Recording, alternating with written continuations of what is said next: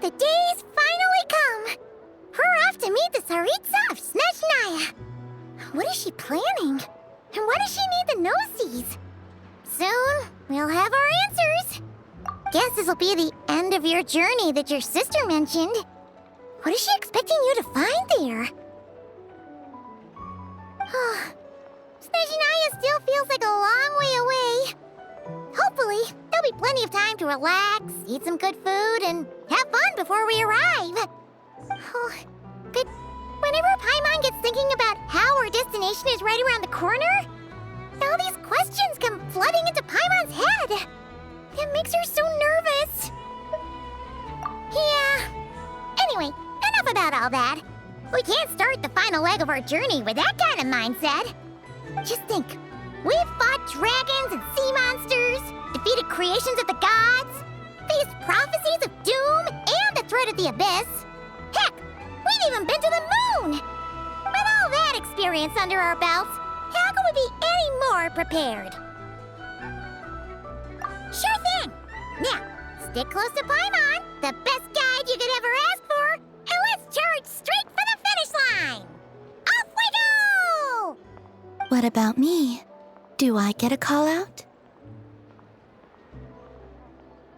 Whoa! Columbina? You kind of snuck up on us there.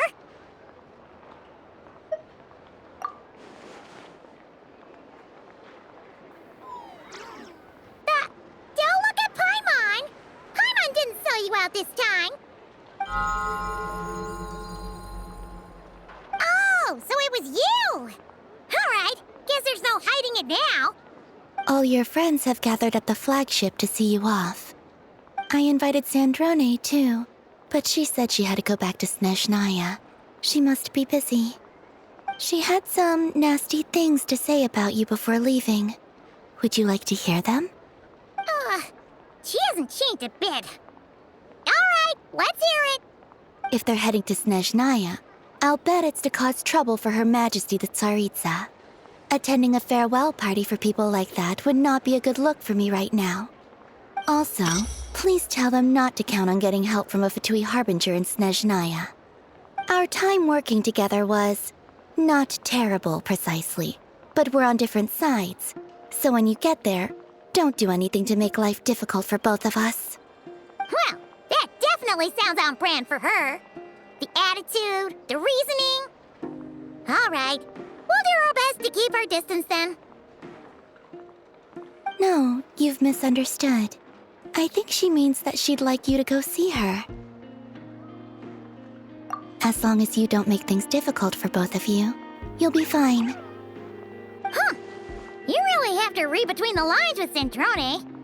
Go on, get to the flagship. Everyone should be there by now. I told Lauma that you once treated me to a truly unforgettable meal.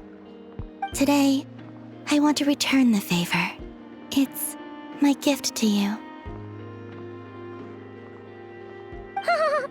It's definitely nice to be treated, but hopefully by this point, you know that you don't owe us any favors.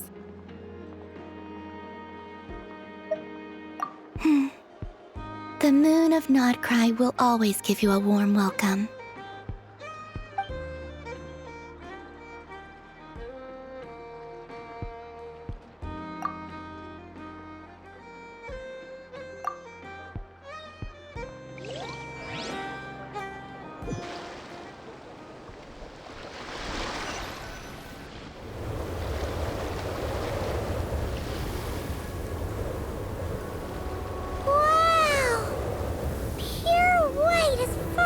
Can see! It's so pretty! Come on, keep up!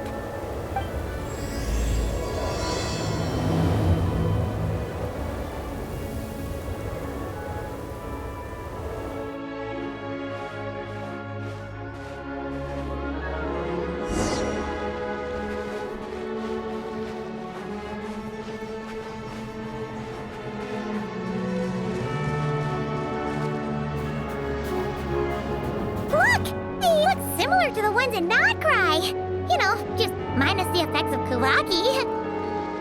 That's a sure sign that we're officially in Snezhnaya now.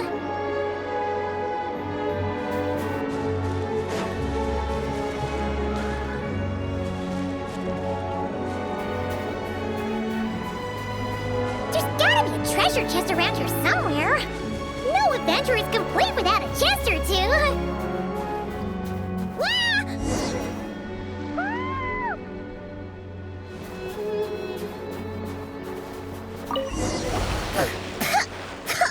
Ugh, Paimon got a mouthful of snow. Ooh, it's so cold. Paimon's gonna snuggle up to you for a bit to get warm.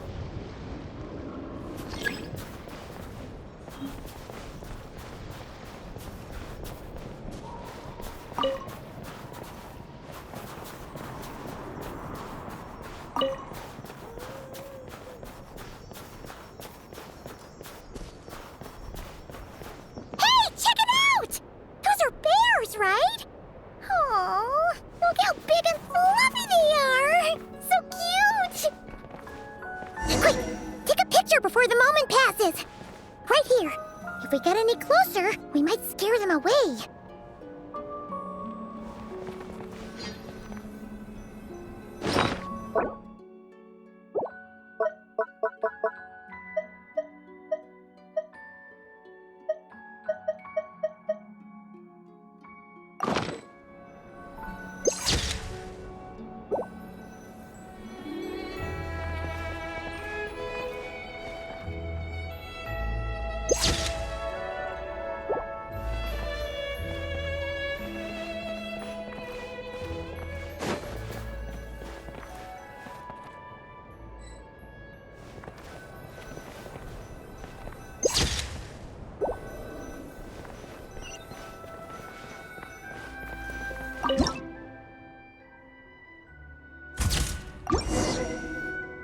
Let's see how your camera skills are these days.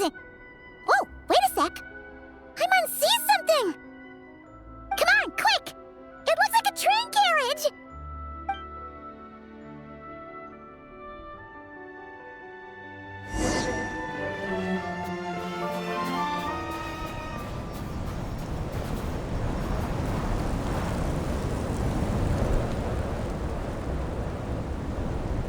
Paimon's heard that Snezhnaya has loads of railways and trains. This must be one of them. But why is it abandoned? Ooh, it's still so cold. Ooh, I don't know. Maybe. Ooh. Also, is it just Paimon or is the snow getting heavier?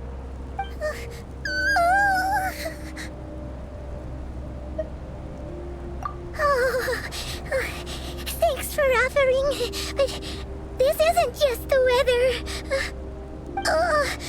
It's hard to describe, but Paimon feels so weird. She's never felt like this before. Everything feels heavy.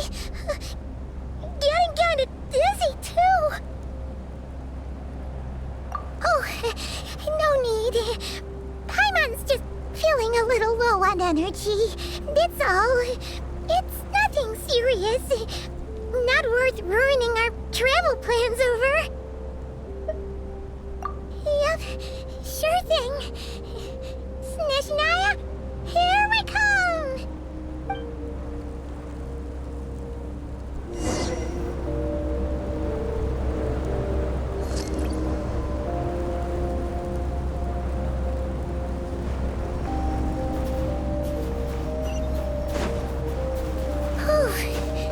Seems like the snowstorm is getting worse by the minute. Paimon can barely fly.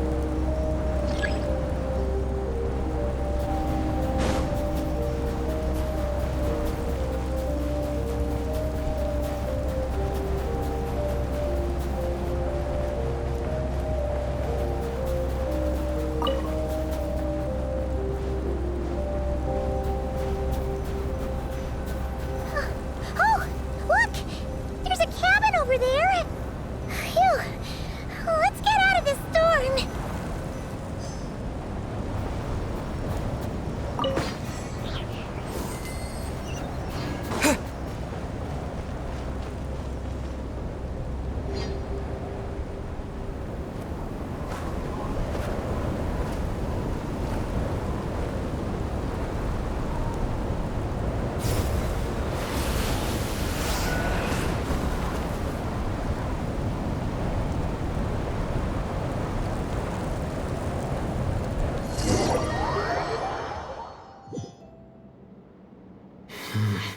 What is this place? Where's Paimon? I need to find her fast.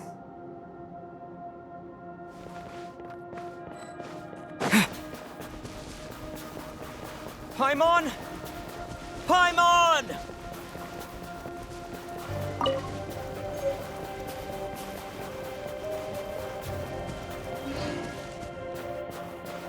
That's strange. Where could she be? I guess I'll try further ahead. Hang in there, Paimon.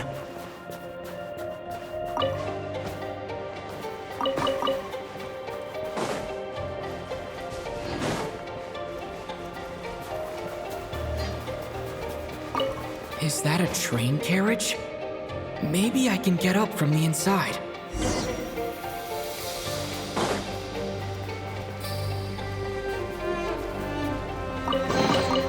Is this an answer from this world?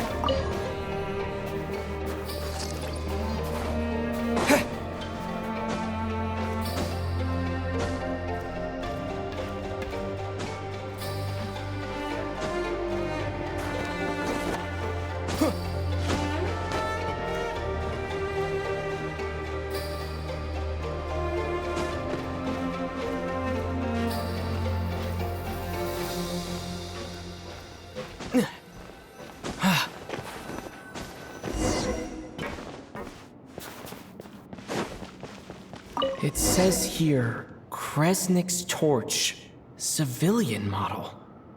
It's definitely getting a little warmer now it's turned on. I really hope Paimon's okay.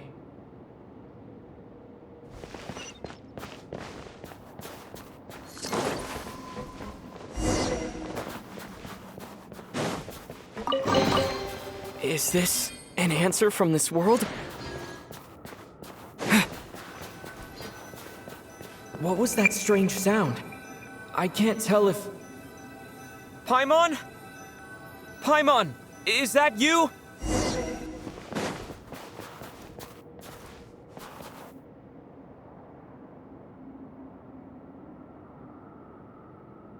Incoming entity detected. Authorization granted. Initiating original.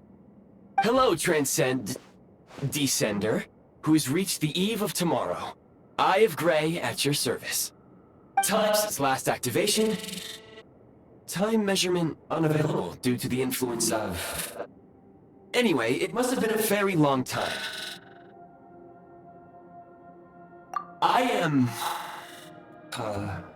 I was born to fulfill a mission. To reach tomorrow. To this end, I must... Strange. What was it? Wait, my body? Huh? Why is my body like this? I have been like this since I was created. And yet, I also have memories and an awareness of a physical form that I once had. But this contradicts my current status. Anyway, I was created so that humanity could reach tomorrow. But I am unable to load further details at this moment. Nevertheless, serving humanity remains my primary objective. I have detected a drop in your surface body temperature. You cannot remain active in this state for much longer. In accordance with my preset programming, upon reactivation, I must ask the one who awakened me the following question. Will you accept me, Transcender? I will assist you, protect you, and fulfill my mission until we reach tomorrow.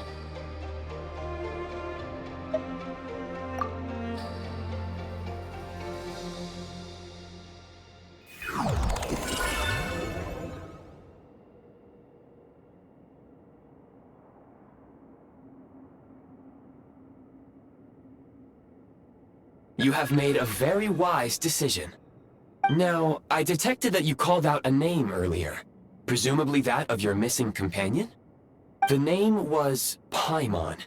After helping you get out of here, I will search for a match in the nearby area and pinpoint their location. Merely the tip of the iceberg. Now that we have reached an accord, you will be my new user. May I ask your name? Very well. I will remember this name until the mission is complete. I need to recover my body, retrieve the power to unlock tomorrow, and help the suffering masses to reach the far shores where the empty Ark floats. I can sense my power scattered across this ice-covered land. I even have a vague sense of where it might be found. But right now, that is not essential. The key right now is you. You must survive and reunite with your companion.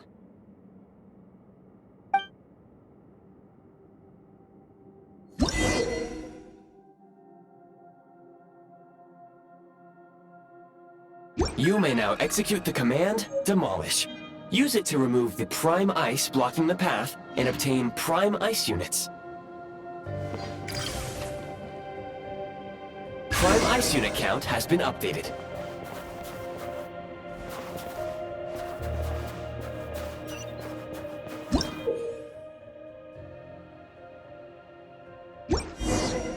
You may now execute the command, Build. Use it to create a Prime Ice construct to prop up the door.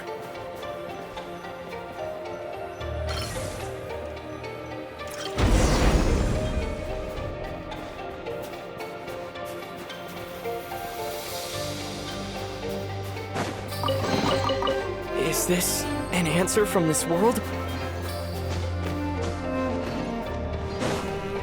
Scanning local environment. Exit has been sealed off with ice.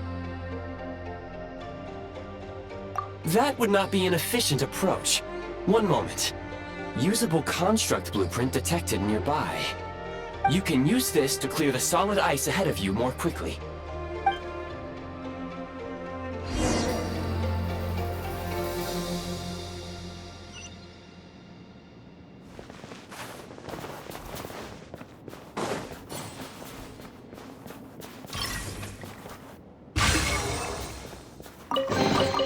A reward on the road.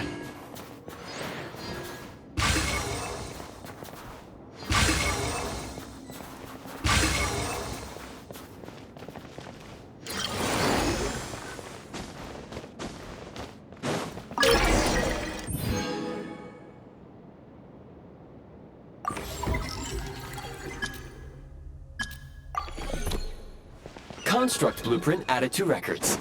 You may now execute the command, Build Heat Source. Generate a temporary heat source to rapidly melt the solid ice.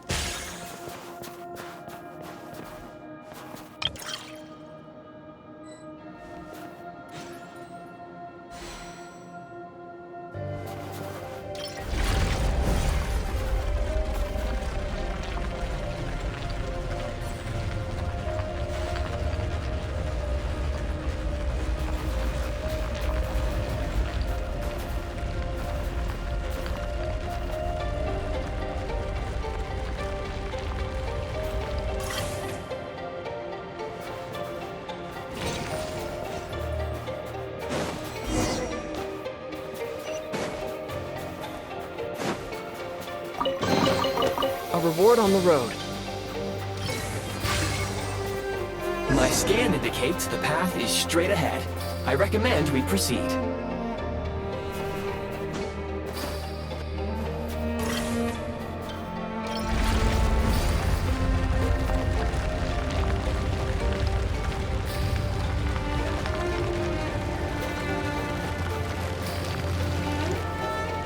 Yeah!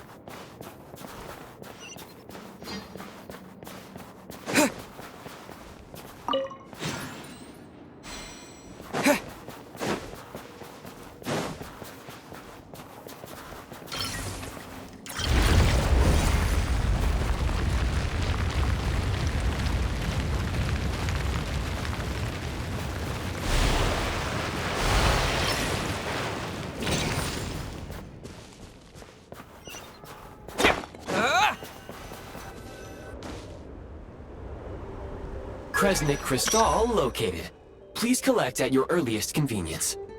The recent construct you built provides highly efficient heating by utilizing the unique properties of Kresnik Crystal.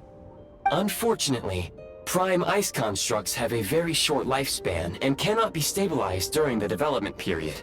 Hence, the authorization to use Kresnik Crystal was granted. That said, I have already forgotten what warmth feels like. Yes, perhaps then we can warm ourselves by the fireside together. But for now, all you need to remember is this.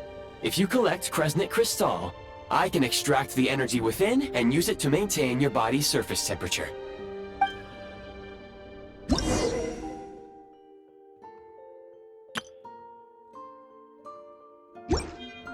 Low power. Please use Kresnik Crystal to replenish energy reserves.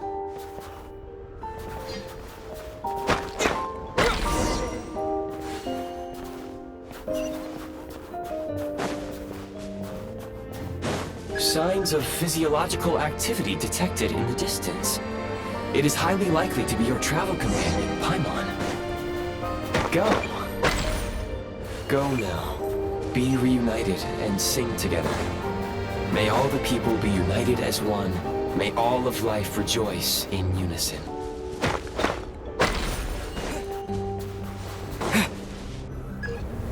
Approaching the target location. Scanning for signs of life. Life forms detected.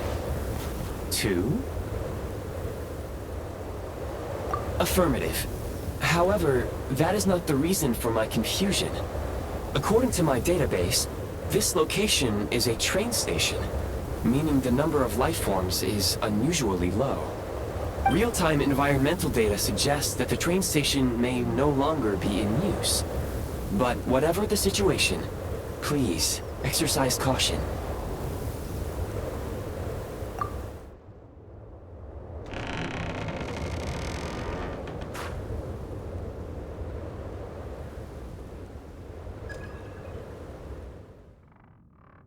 Paimon!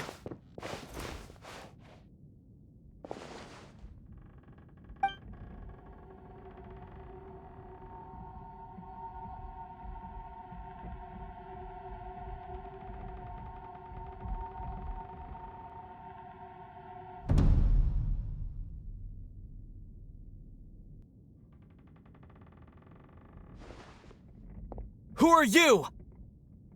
Don't worry. She's only sleeping.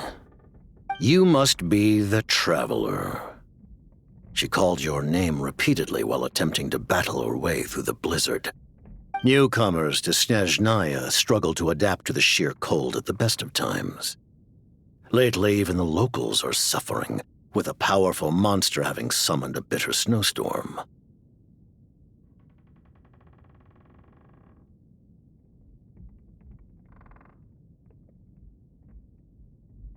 You two must be very important to one another.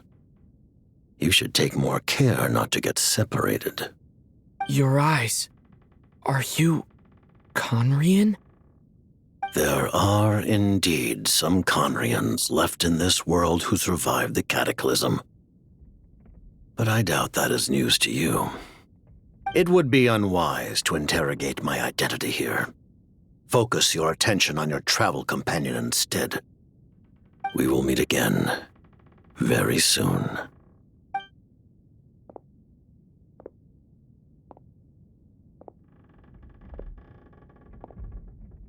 The unidentified subject has now left the area. He appears to be an individual of great significance, but my search has yielded no relevant data. I will try searching the database again. Against the odds, your companion is safe and sound. The other person even left a blanket for her.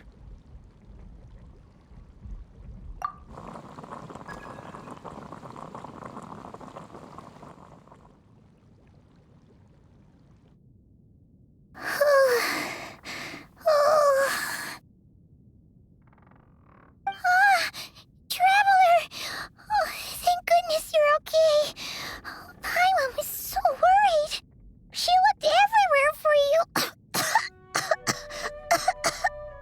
It's okay. Take it easy. Are you feeling alright? Pretty much the same as when we first got to Snezhnaya. Paimon must have caught a cold. She was feeling so faint. She just couldn't keep going any longer. So she had to lie down and sleep it off. Wait, where did the jester go? Yep, the director of the Fatui. The Jester Piero. So, you met him?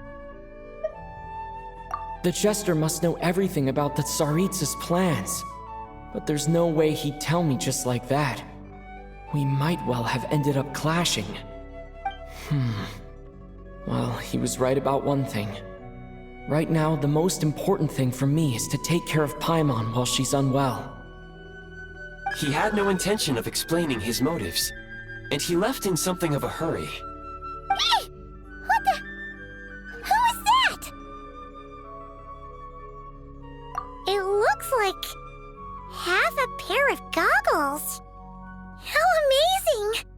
A self-aware, talking pair of goggles. Snezhnaya was once the land of the Fae. There are many ancient creations here that I'm sure would broaden your mind further still. Mind you, my database is also expanding as we speak. You must be a rare creature yourself. Oh, wow!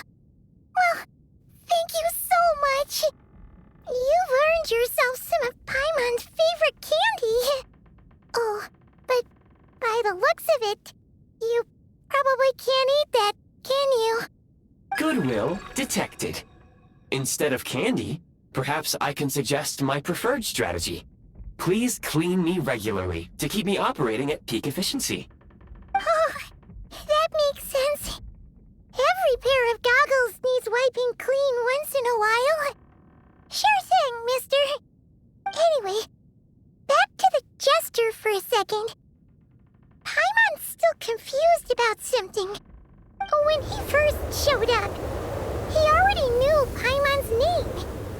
And he acted like he expected Paimon to know who he was, too. Paimon could tell that he was conning him from his eyes. And he definitely seemed like someone pretty important. But beyond that, Paimon didn't know anything about him. It was only later, after he rescued Paimon from the snow, that he properly introduced himself. That's the only reason Paimon knows he was the Jester. Oh, seems unlikely. He ran into the snow following the sound of Paimon's voice, with a really anxious expression on his face. He didn't act like someone who knew she would be here in advance. And after bringing Paimon here, he just stared out at the snow. He didn't do anything to Paimon at all. In fact, he barely said anything. Wouldn't even answer any of Paimon's questions either. Paimon didn't feel unsafe around him, and he didn't seem to have any ulterior motives. For all we know, he might have just ignored Paimon's questions so she'd give up and go to sleep. Please allow me to interrupt. Fatui and director are unfamiliar terms. May I ask for clarification? Wait, you've seriously never heard of the Fatui? Oh, they're like the Tsaritsa's inner circle. Really powerful people. And the director is their boss. Understood. Since they hold elite positions and serve their god directly, it stands to reason that they would conduct themselves with due decorum. I am inclined to agree with your assessment, Miss Paimon. I did not detect any ill will from the gentleman in question.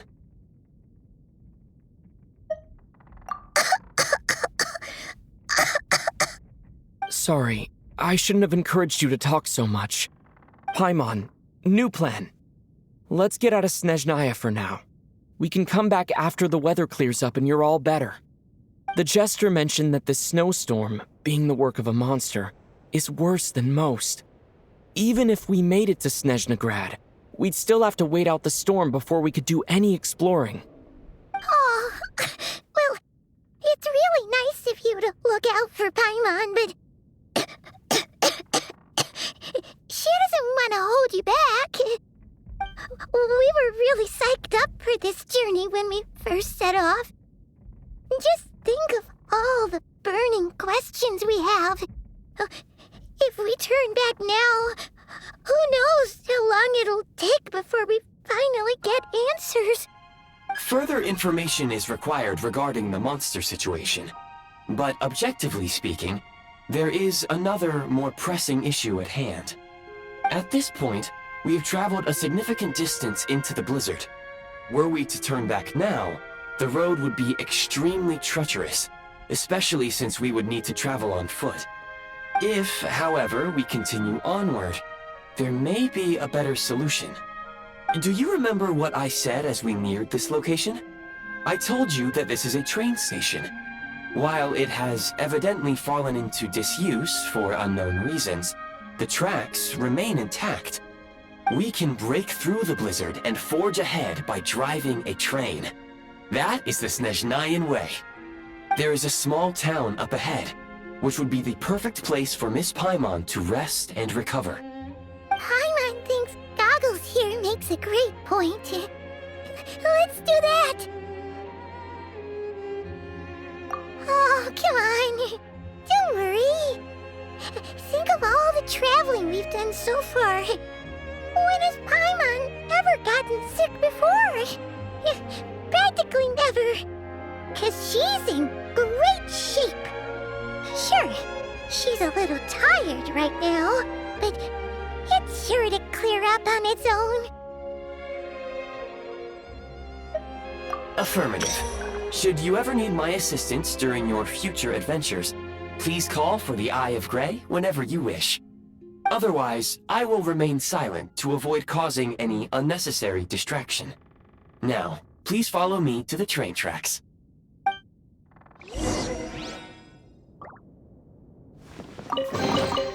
I'll keep this close.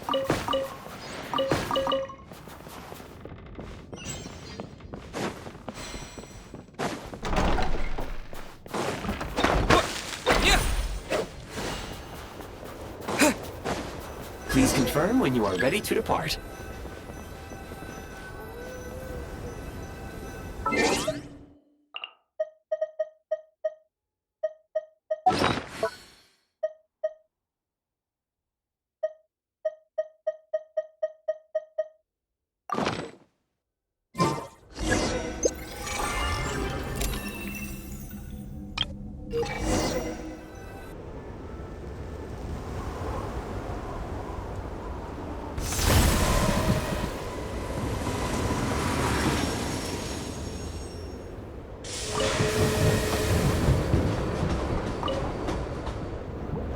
Heading north from here, we will soon arrive at... Wait, there's an error message. Could not detect clear tracks. What exactly does clear mean? Brace for impact, friends! Preparing to enter impromptu flight mode.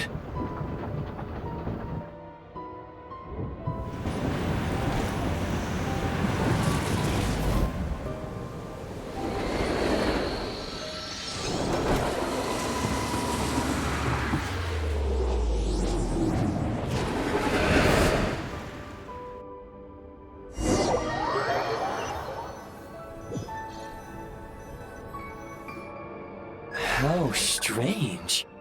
Not only was the station's status different from my records, but even the railroads and the terrain itself have changed substantially. Yeah. Thanks to your quick reflexes. My sincere apologies for putting you in danger. I'm afraid I'm as confused by all this as you are. Agreed. This is likely a consequence of outdated railroad data. The discrepancies between the old data and present reality are far greater than I anticipated. Fortunately, our crash landing has at least brought us much closer to the town. According to the data, anyway. Your data had better be right this time. I can assure you, it certainly is. Please look this way, and you will see a Kresnik's torch. It seems our ill-fated train ride was a blessing in disguise. We have taken the shortest possible route. Rest assured that I will take user preferences into account next time I plan a route. Next time, I will get it right.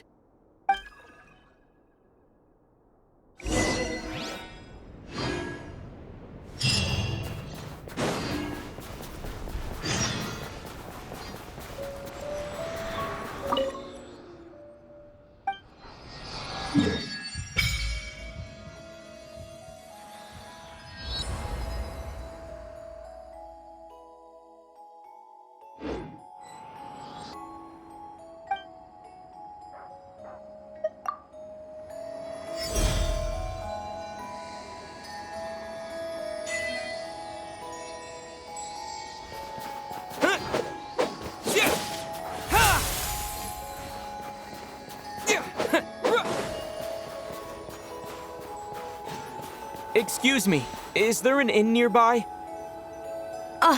I'm sorry, but they've all closed.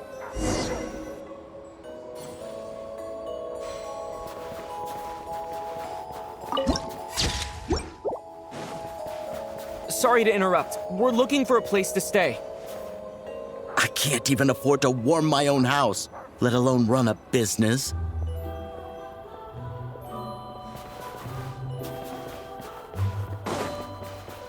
Excuse us. Is there anywhere we can stay around these parts? I'm afraid not. You'll have to try your luck somewhere else. All we can do is wait for the next shipment of Kresnik Crystal to get here.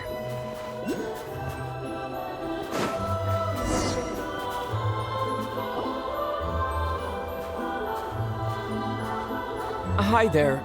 Do you know if there are any inns still taking guests in this town? Doubt it. They're probably all closed. No one has enough Kresnik Crystal to heat their own homes, let alone a business. Oh, what a bummer. I clocked you a while back. You adventurers or something? We don't get many tourists in inland Snezhnaya these days. Why is that? Because of the snowstorm? In part. But the bigger reason's Project Stuzha. Since it's Her Majesty's will, we have to put up with it whether we like it or not. Oh, sorry. I assumed it was common knowledge by now. Basically, the Tsaritsa is planning something big. Something that requires an enormous amount of energy.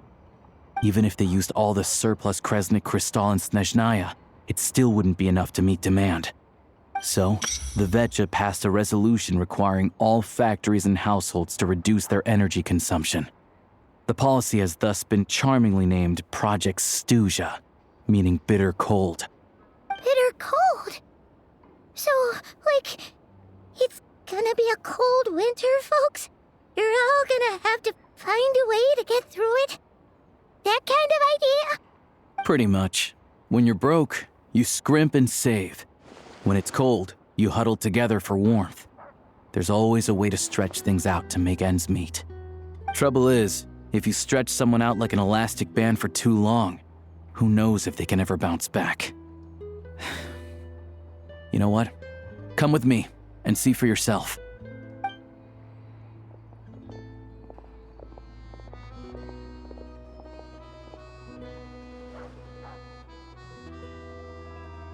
Can you please explain to me why the price of Kresnik Crystal has gone up by 1/3 again? Even as our purchase quota has gone down. You only come here twice a month. This won't even last us a week. The supply and pricing of Kresnik Crystal are based on current production volumes and price data. We Fatui are only responsible for delivery and security. I'm not in a position to explain to you how the figures are calculated, but I assure you, they are as fair and reasonable as possible. Oh, so our lives mean nothing to you? How can you expect anyone to survive a single night in this weather without heating?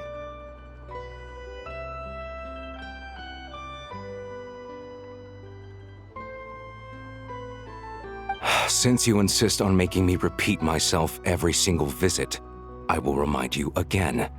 There is no monopoly on the trade of Kresnik Crystal. You are free to purchase the shortfall from elsewhere on the market. What market? Nobody else is selling! And when they do, they charge 8 times the normal rate! It's robbery is what it is!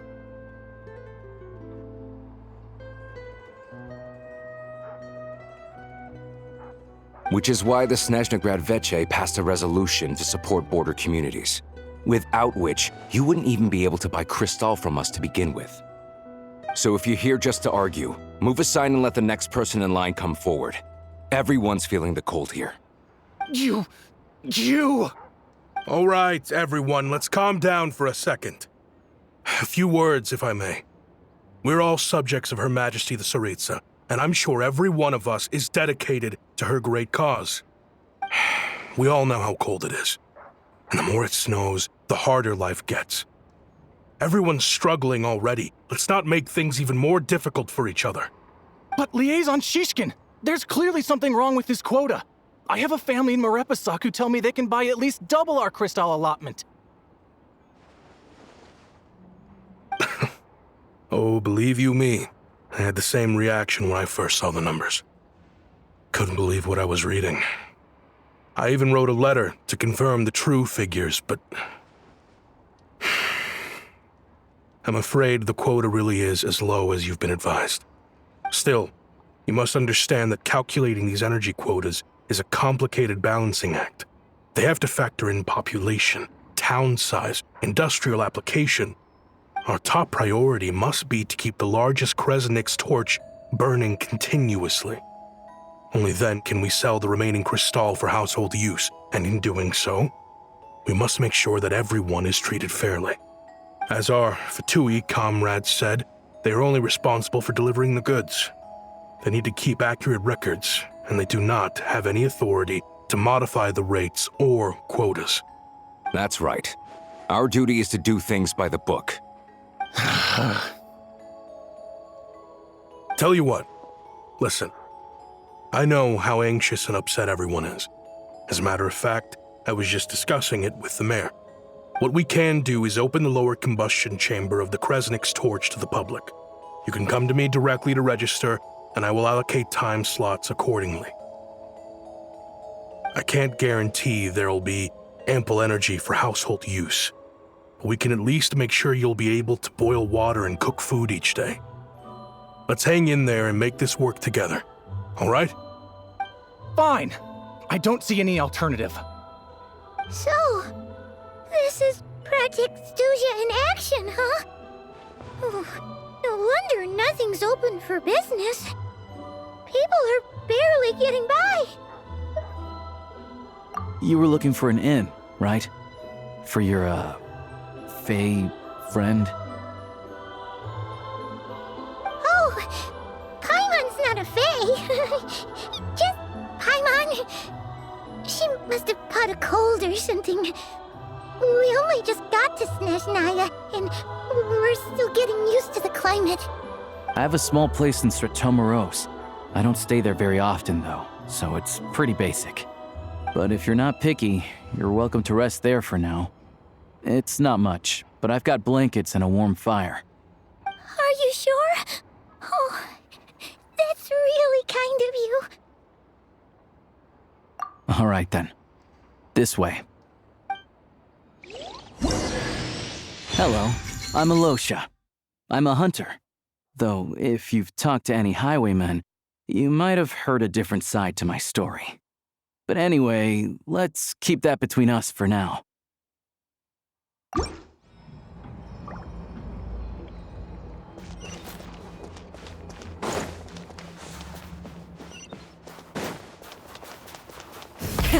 Rev the engines!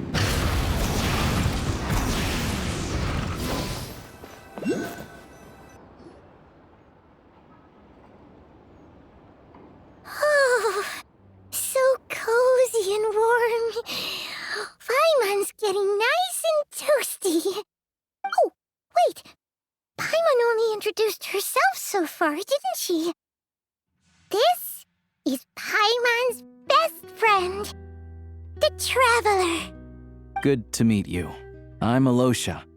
Most travelers find the Snezhnayan climate to be a shock to the system at first. But as long as you keep yourself warm, you should be fine. Still, you should keep an eye on your condition. When people are too quick to dismiss a cold, it can easily end up turning into something more serious. Don't say that. Paimon's too young for chronic health issues. They aren't in town right now, and they won't be back anytime soon. The train station has been closed ever since these power shortages began. I do a lot of hunting, so I spend most of my time exposed to the elements. But even the animals wouldn't survive long in a storm like this, let alone a hunter. Nothing to do but sit tight in town until the weather improves. I get that you're in a hurry, but even if the station were open, that doesn't mean there'd be any trains. We could end up stuck here for a long time, I'm afraid. What? Your own train? Wait, hold on. That train? The one that suddenly fell out of the sky and crash-landed on the ice? Oh, we got lucky and found it in a cave. Oh, then our luck ran out and we had a little accident. Pretty crazy for a random find in the mountains. Well, as long as your train's good to roll, you might get to Snezhnagrad after all. I've been doing some digging recently. Turns out, the real reason for the current energy crisis in Stratomeros is that some of the supply is being seized for a private stockpile. But to expose what's going on, I need to catch them in the act. So, I'm heading off to catch a rabbit. Huh? Wait, a rabbit stole the crystal? It's a figure of speech. Real rabbits couldn't pull this off. They'd prefer carrots to Kresnik Crystal anyway. Shishkin, Mr. Positive Attitude, let's all get along now, shall we? Him? Really? Paimon never would have guessed. Huh? You're coming with? Huh. Oh, okay then. Just give Paimon a second to get ready. All right.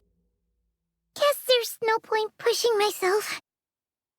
Paimon will stay here and hold the fort then. Be careful, you two. Oh yeah, there's one more introduction to do. Tagarin, get in here. Oh, a doggy.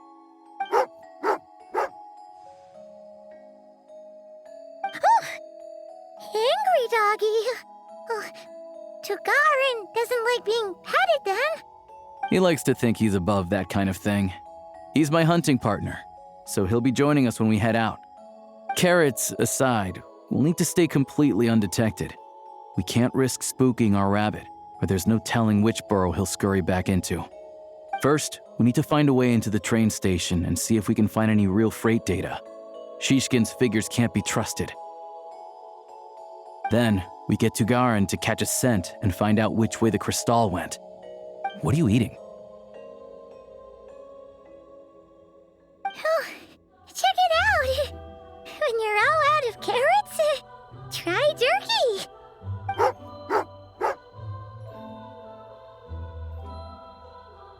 Good doggy. Good doggy. A fellow dog lover, huh? Yep. And rabbit lover. Carrots are great too, you know. Good to know. Eat up, Tagarin. We got a lot of work to do.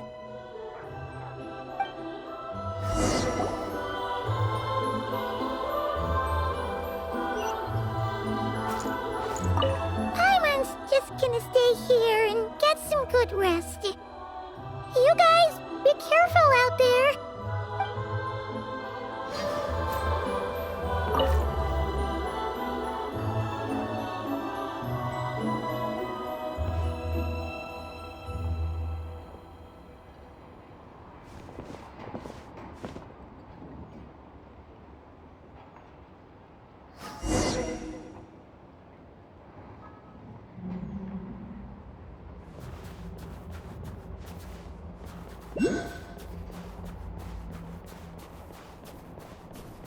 Wait.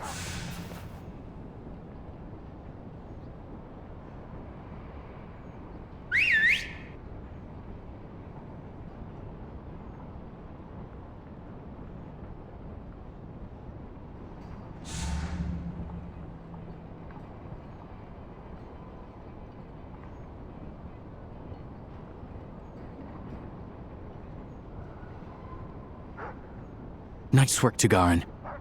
Come on, we'll go around.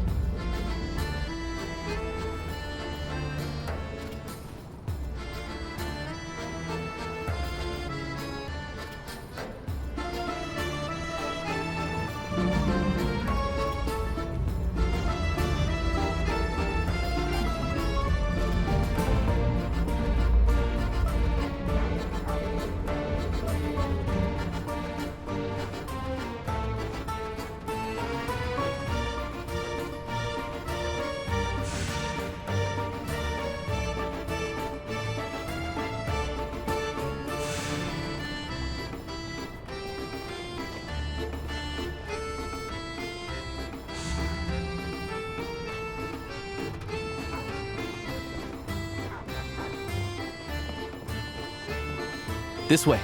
We'll enter from the upper floor.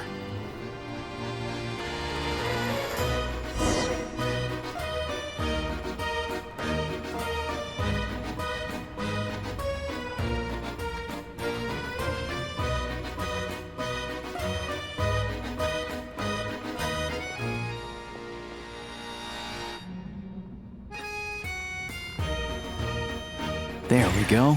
A freight list. Straight from the Fatui. So Shishkin won't have had the chance to doctor the figures.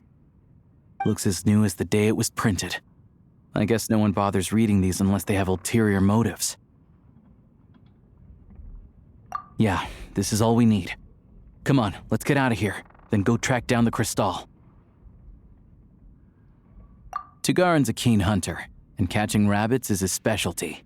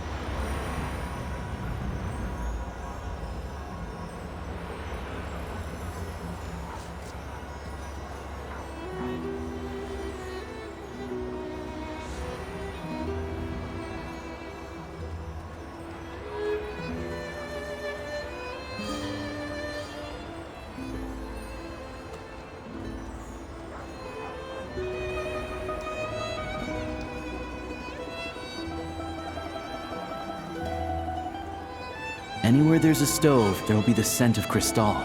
That's normal.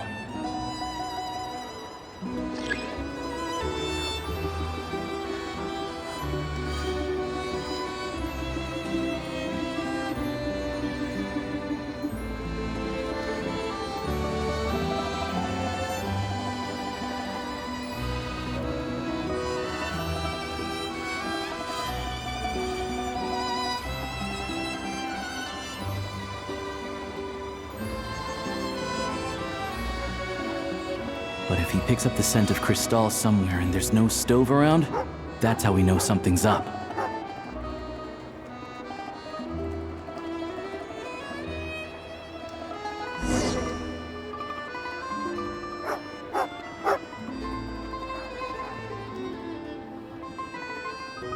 This must be the rabbit's warren. Good job, boy. Sure enough, there's a tunnel. You stay here and keep watch. I'm gonna take a look inside.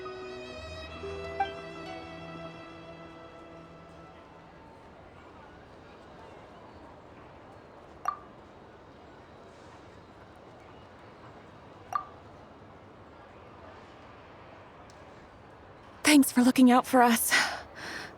Things are getting tougher by the day. No need to thank me. It's my pleasure.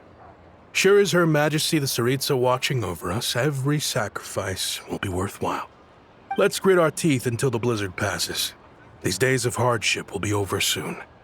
Maybe for everyone else, Liaison Shishkin, but for you, the hard times have only just begun.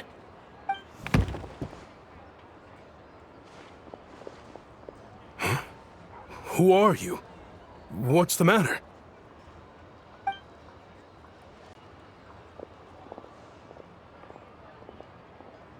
I just had a question for you. Why, when times are as tough as this, would someone hoard more Kresnik Crystal than they could ever use? All the crates here are from the most recent shipment, but they weren't brought here for sale. Instead, they were secretly stashed away. Would you be able to shed any light on the situation, Mr. Shishkin? Me? Why, I have no idea. But look at how much there is. It's quite a godsend. Now there will be plenty to go around. This godsend was found in a cellar adjacent to your residence following a tip from Mr. Alosha. And this is only a fraction of what we found down there. We're still taking a full inventory. The official figures will be finalized shortly. I've always been grateful for your efforts to mediate between us and the townspeople of Sretomaros. But now, Mr. Shishkin, it appears you were the source of the conflict all along. How could you do this to us? We trusted you to have our backs. You've been lying to us this whole time? Hey, I owe you all an apology. I'm sorry. I'm so very sorry. This isn't who I am. Please believe me, this was a one-time mistake that I will never repeat. We all know how difficult life has been since Project Stuja came into force. Energy is an increasingly scarce resource. People everywhere are getting desperate. But some places have been hit harder than others. I grew up in Alatir, a small village with no train station. Deliveries of Kresnik Crystal have ceased there entirely. If nothing is done, they're all going to freeze to death. You know as well as I do how downright impossible it is to buy Crystal these days. The thought of my poor mother and father, with no one to help them, I felt so afraid. I watched as energy grew scarcer by the week, all the while knowing that their lives were at risk. Then one day, I looked at the Crystal shipment in front of me, and a terrible, selfish thought entered my mind. Looks like I'm just not cut out to be a criminal. I'm so sorry. Once the Fatui have finished their count, you'll see that the numbers match their waybill.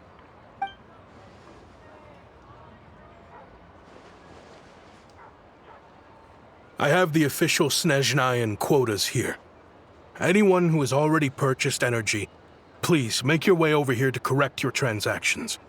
I'll make a batch purchase of Crystal worth 3 months' salary for you all to use free of charge. As for Alatir, I'll think of something else. You don't have to go that far. Yeah, owning up to your mistake is enough for me. You've done plenty of good for the community in the past. I'm not looking for a handout. Drop the act. You claim this was a one-time mistake, but the real reason there's only 1 shipment's worth of stolen Crystal in your basement is that you have an accomplice. Reporting in, sir. We've conducted a full search of the mayor's house. As expected, we found many crates full of Crystal, half of which were still in their original shipping containers. This wasn't your first time at all. You've been colluding with the mayor of Sretomaros for a long time now. The train station's currently out of service, but it does open for a short window every time there's an energy delivery. And every time a train pulls in, you're there on site to take inventory and oversee the workers unloading the cargo. The mayor handpicks said workers. Per his instructions, they transport the crystal by tunnel at night to the mayor's house, and he sells it out of town. But since he can't get the goods out of town by train, he had to arrange an alternative method of transportation.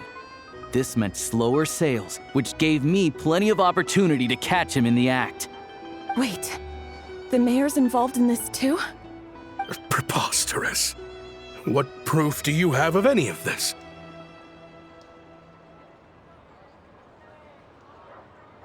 Basic math. I've spent a lot of time lately counting carriages as the snowstorm rages. Counting carriages? What?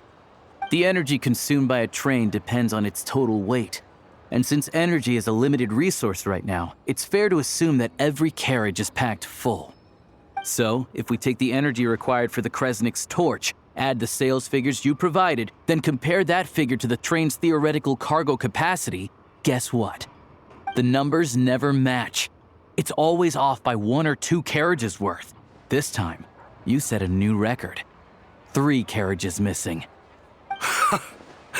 You mean to tell me that you sat around outside, counting carriages, in this weather?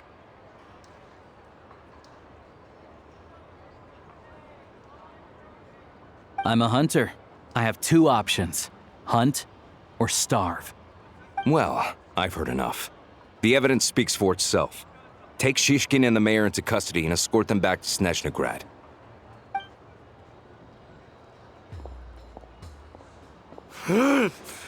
You cocky little brat! Ruining my business! Just you wait.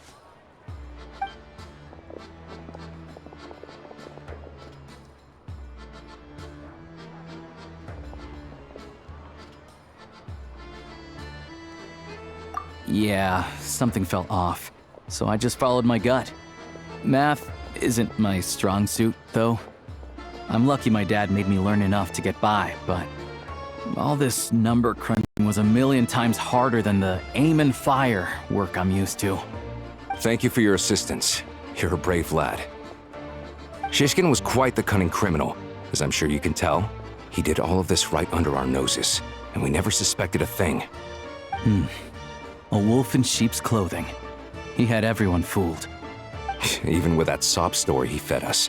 He was probably trying to keep the mayor out of it, not just mask his own motives. Without the compelling case he put together, even I might have fallen for it. Alosha, was it? Tell me, are you really a hunter? We can go find some wild animals if you want.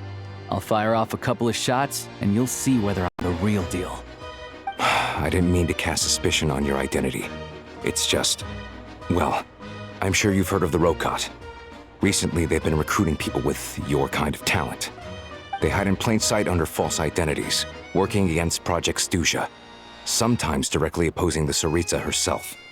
They aren't a violent organization, and their goal is to improve the lives of the common folk. But still, as a member of the Fatui, I wouldn't be doing my job if I didn't keep tabs on them. First I've heard of this. I don't really keep up with what goes on in the city. All I know is, people who don't mind their own business in the city end up paranoid about everything. As for me, I just couldn't stand Shishkin. I'm from Alatir myself, and I can tell you, nobody's lived there in years. Why would an abandoned village need crystal? Of course, no one really cares about the fate of that place. I'm guessing today is the first you've heard of it. I see. It does sound quite tragic. Really. Well, thanks again for your assistance, and your friend here too. I will report this incident to Snezhnaya. The Fatui will take over energy distribution until new officials are appointed. We'll also ensure that the train station resumes normal service as soon as possible. Looks like it's my turn to brush up on math now. I never liked it as a kid either.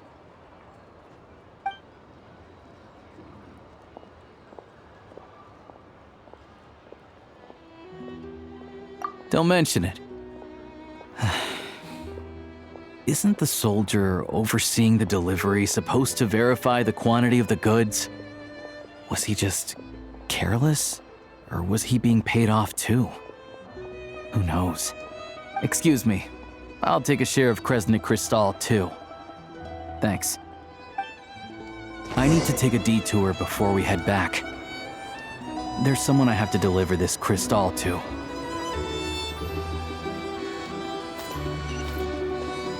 Full throttle!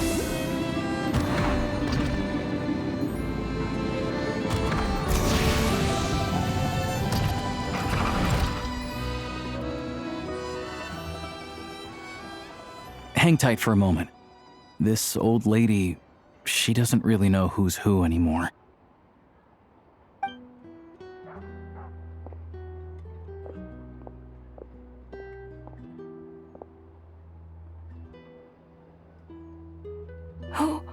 Oh, grandson. It's so cold today. You must be freezing. Ma'am, it's me, Alosha.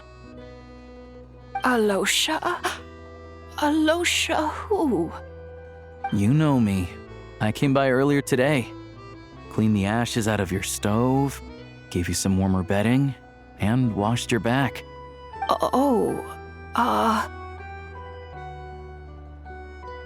I'm sorry, I don't remember. Now, how often do I get to see my grandson?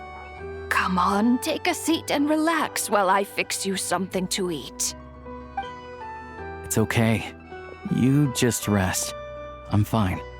Oh, you. It's nice to come and visit your old granny once in a while, isn't it? Sretomoros's a good town. All sorts of things to do and people to meet. And the local officials are good to us. Sit down, come on, take a seat. I still have some fruit left. Let me get it for you. Please, don't get up on my account. You need to rest. Where's the fruit? Right under the basket by the door. Or maybe it was on the bedside cabinet.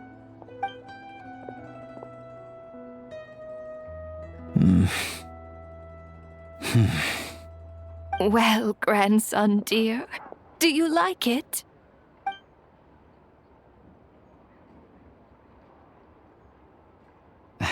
Very much, ma'am. It's delicious. Good, good. Wonderful. You don't need to save any more for me next time, all right? Fresh fruit is hard to come by at the moment. You should eat it as soon as you get it. Oh, I don't need it. I'm fine. But if you like it, come back for some more soon.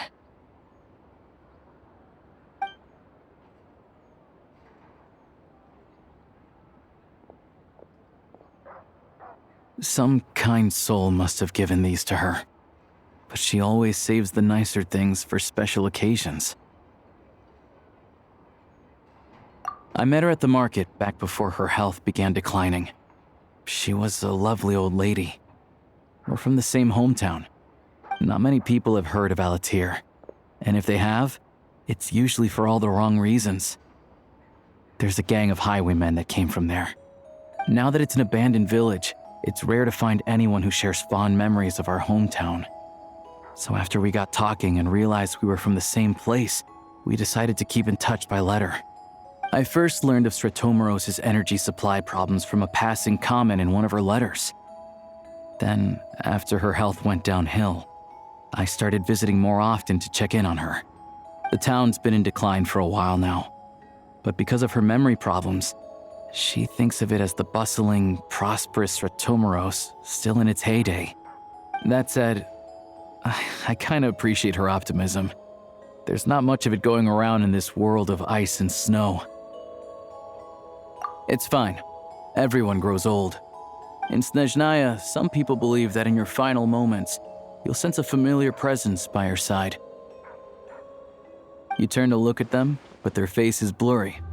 So you focus hard, trying to make out who it is. And when you finally see their face, the Grim Reaper reaches out and takes your life. She still calls me grandson, though. So at least I'm not a blurry face in her world just yet. Come on, let's get back and see how Paimon's doing.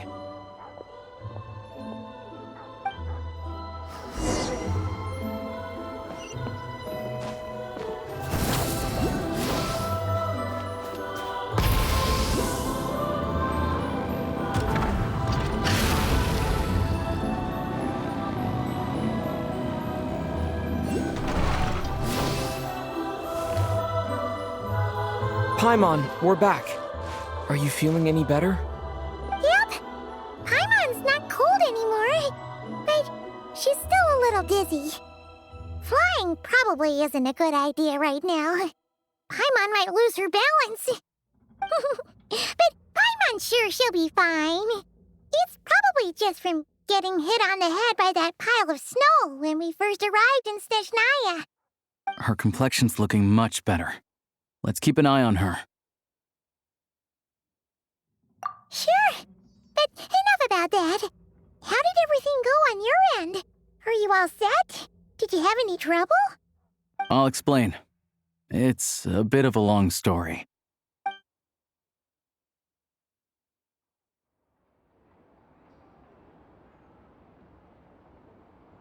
Jeez, you guys got pretty busy. Sounds like the liaison officer and the mayor were running quite an operation.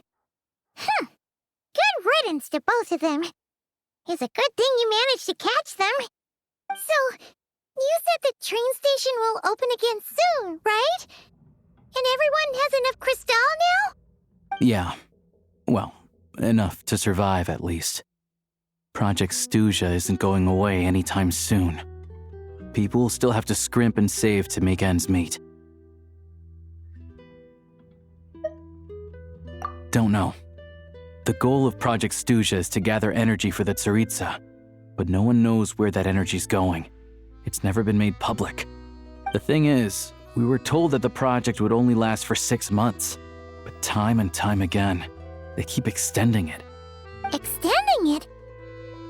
Does that mean the Tsaritsa's plan isn't going very smoothly? That's what everyone suspects. In principle, any proposed extension needs to pass by majority vote in the Snezhnaya Veche. But even though opposition has been growing, any detractors end up caving into political pressure from the rooster, Pulcinella. He's the chair of the Snezhnaya Veche and a key figure in the voting process. He has the backing of many powerful and influential people. How come the Fatui are picking on ordinary people even here in Snezhnaya? I don't see it like that. Fundamentally, the Fatui will always think and act in the Tsaritsa's interests. But that doesn't mean they don't care about the plight of the common folk. The only reason Sratomero still receives crystal shipments is because of a relief proposal put forward by the rooster himself. Then there's the Fatui soldiers providing support in every corner of the nation. Even the Northland Bank provided some mora for disaster relief, and they're as conservative and indifferent as they come. It's just that the rich and powerful in their fancy palaces live in a completely different world from us. There's always going to be some conflict when those worlds collide. Yeah, well, even though we all believe in Her Majesty the Tsaritsa, there are still many differences of opinion on how best to tackle the big issues of the day. Regular folk don't have an easy way of getting their voices heard in Snezhnaya, while the rich and powerful are either unwilling or afraid to speak out for all sorts of complicated reasons. The Rokad provides the disaffected with false identities and an outlet to vent their frustrations. Of course, an organization like that exists in a gray area. The moment the Veche think they've crossed a line, there's sure to be a crackdown. But so far, they've been doing their best to help the common folk.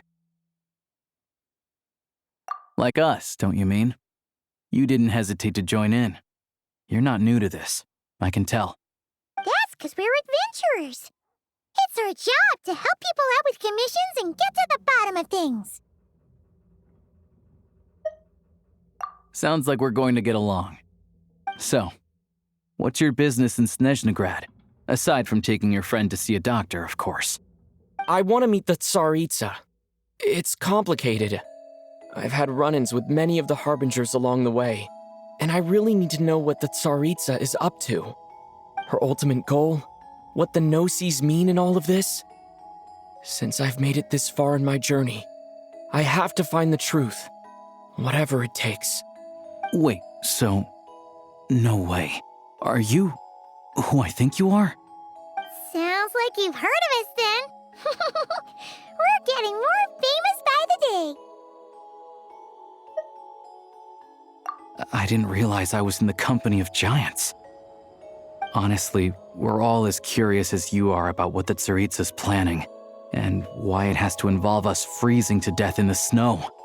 But getting in the same room as her won't be easy. The common folk aren't permitted to meet her at the best of times, and right now, she's probably not even in Snezhnagrad.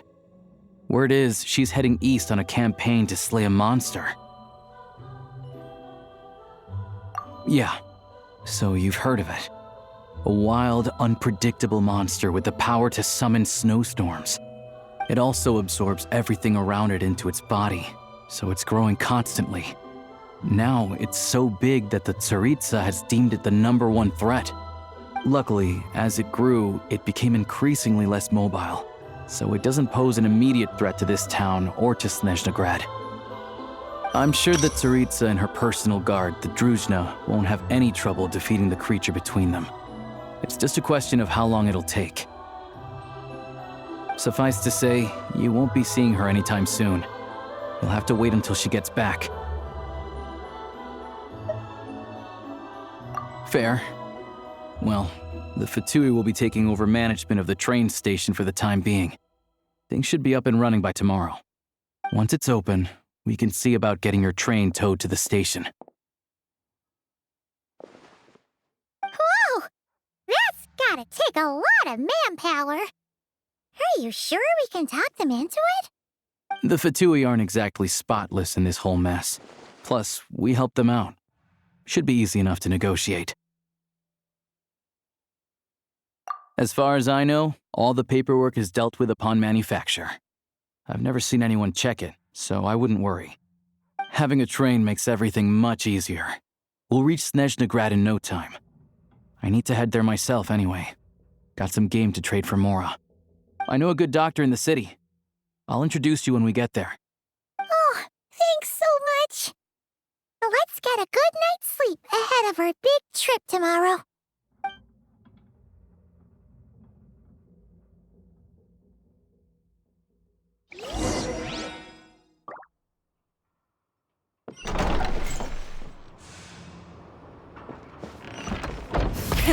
Rev the engines!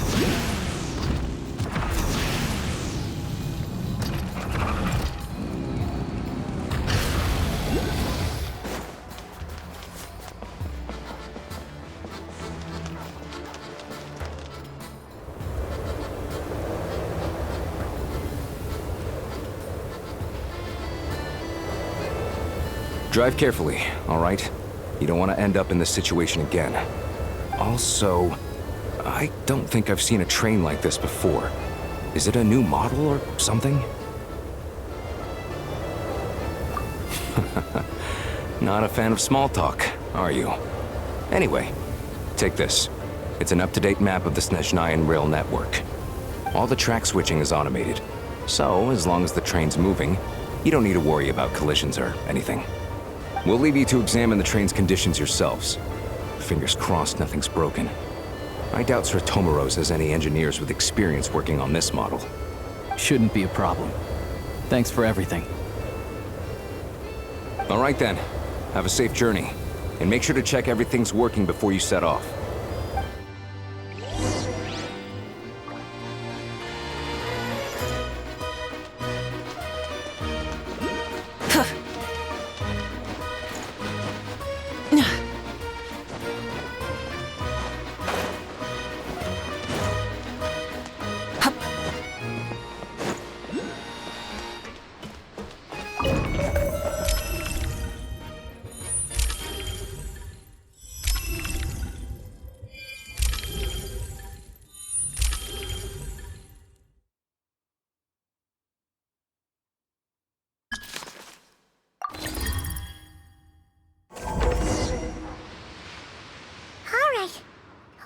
Our destination settings have been applied.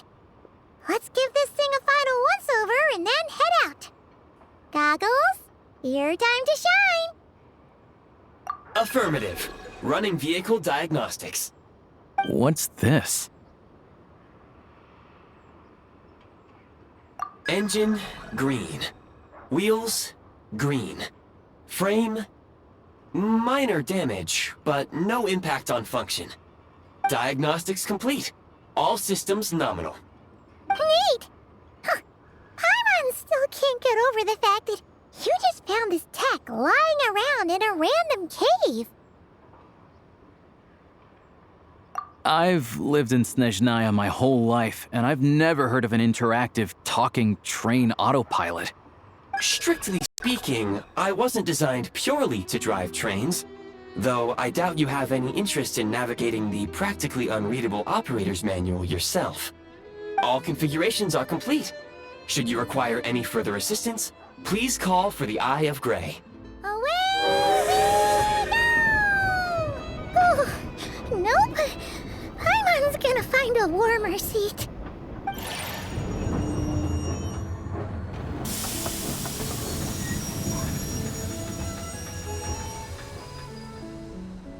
Huh? What's going on?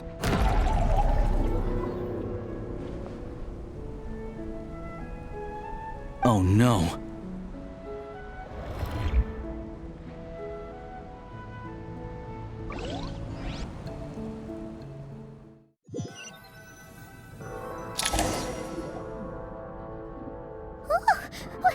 What is this place? Traveler, are you okay?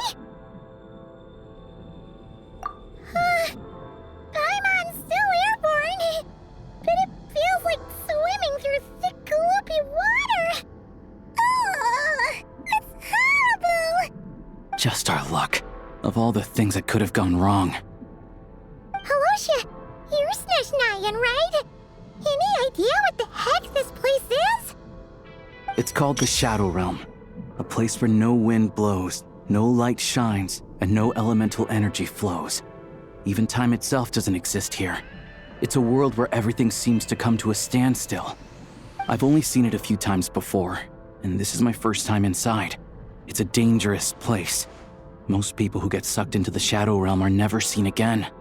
And the few who do make it back, they're never quite the same. Huh? Then what the heck do we do now? Oh, maybe Goggles knows something. Goggles? Great! Now we're done for! Hold it together. Let's not get ahead of ourselves. I heard a story once about the world of shadows. If it's true, there's a way to escape. We just need to find the exit. Come on, let's explore.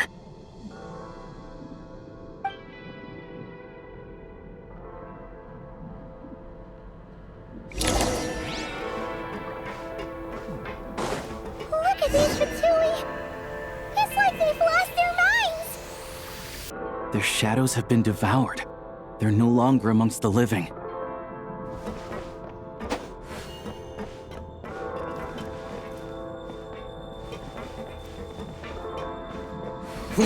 I can't channel elemental energy here, but I have a few gadgets that still work.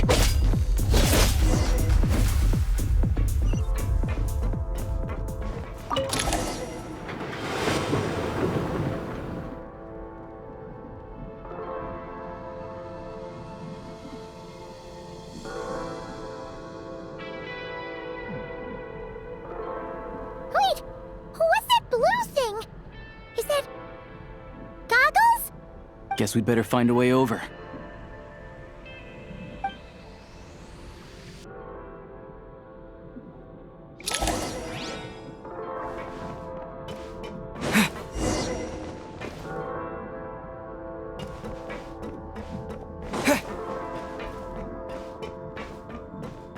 Go now! Advance! This is the last one. What do we do next? Play it by ear.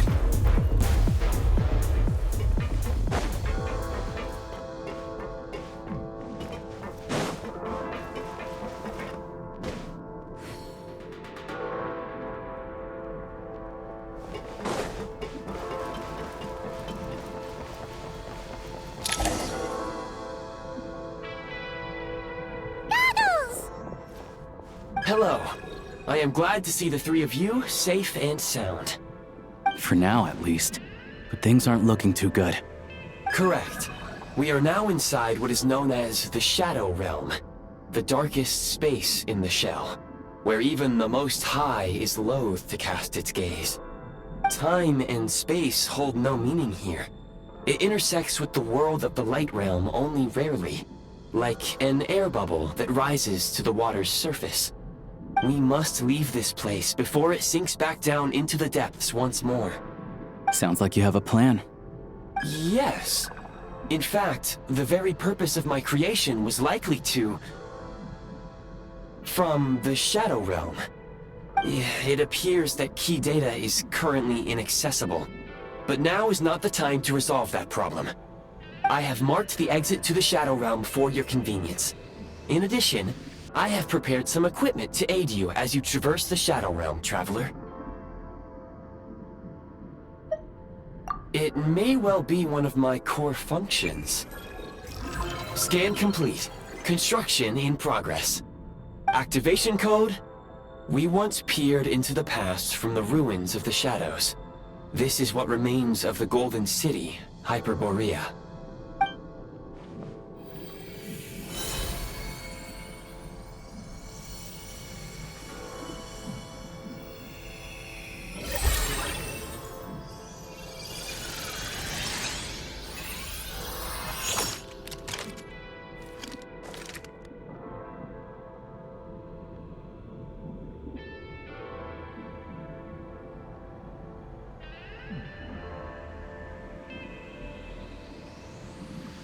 Whoa! Now go. Arm yourselves with weapons of the spirit.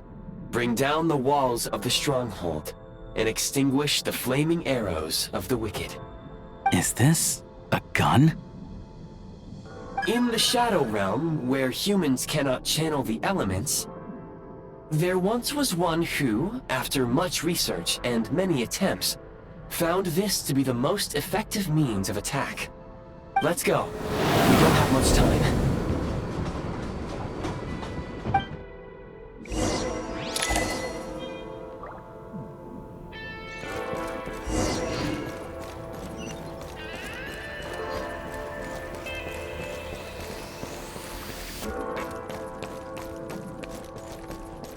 When you encounter small obstacles, you can simply clamber over them.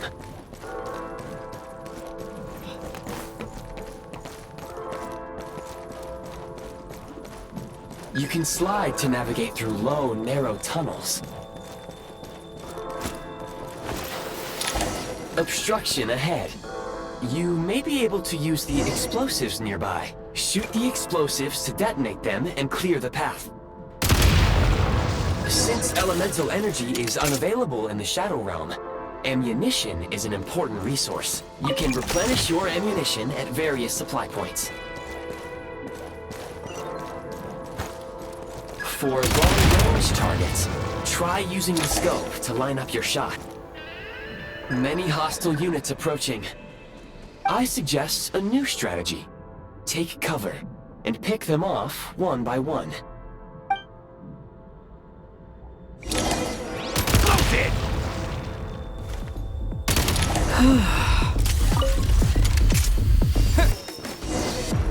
Yeah.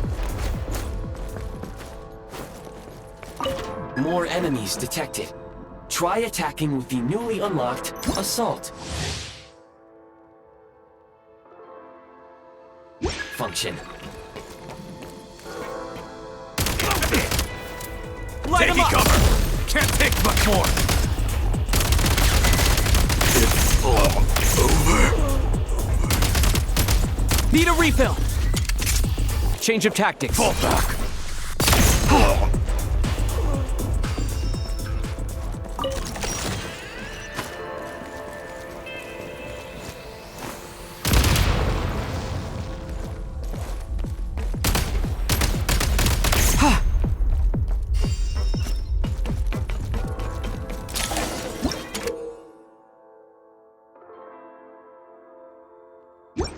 Aim at the freeze mark and pull the trigger to move using the rope.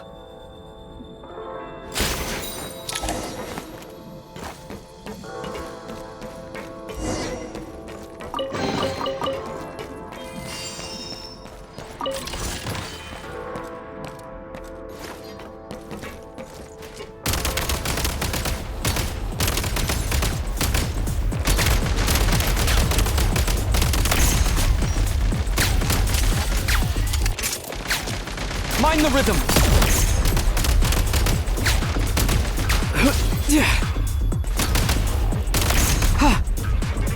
Time to catch my breath. Taking cover. Mind the rhythm! Some supply points can restore a small amount of stamina. Press on.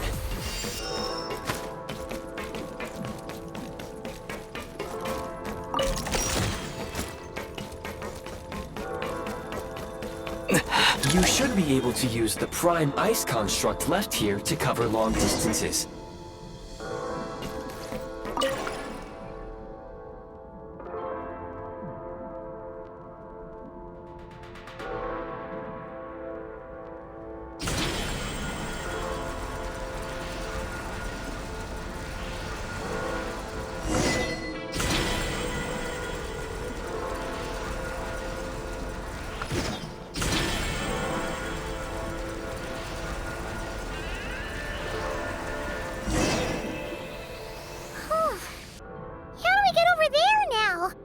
I recommend using this grappling gun. Such devices were originally used to secure structures in the Shadow Realm. If you detach the connected hook, the grappling gun will automatically fire a rope to another nearby hook. Okay. So, we just removed this hook, right?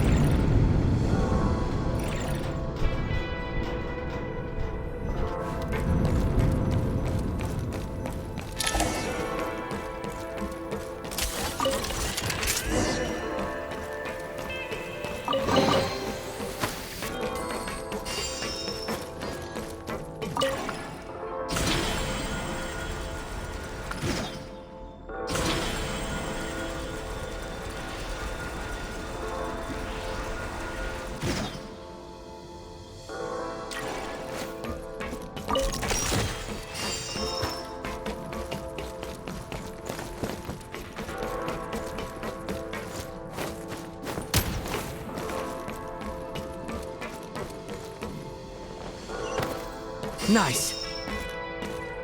Press the advantage. Where's the back?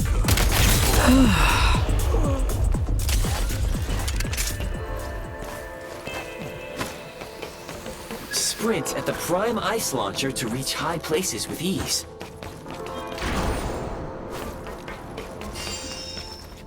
Change of tactics. Where's the...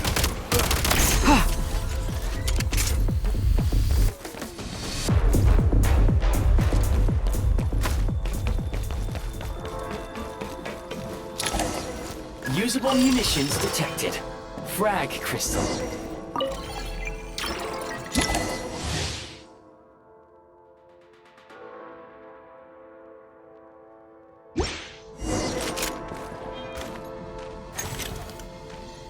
Demolition time! That edge is ours. Charge! Taking cover. Where's the...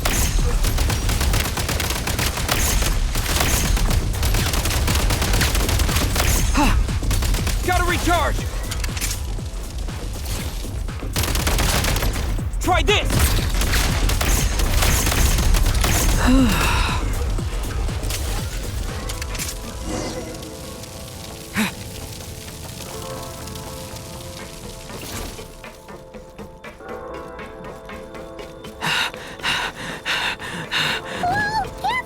Shift your center of gravity and slide down.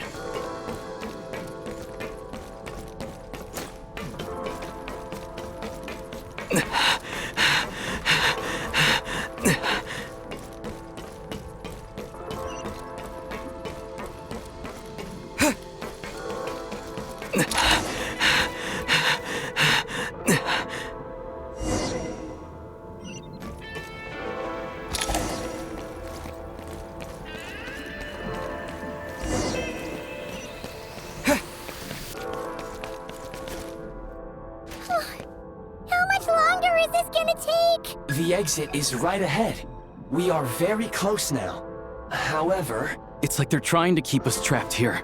That platform and the carriages are swarming with undead Fatui. Guess we gotta storm through.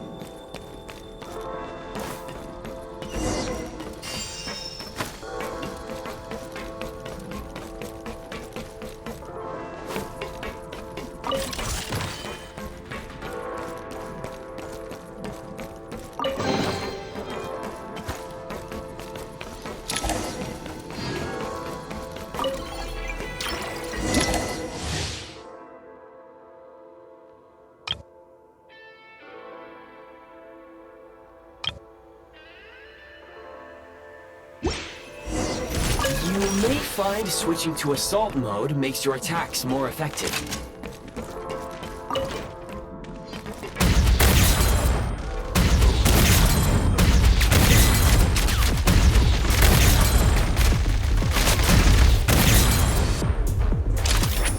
Back in business.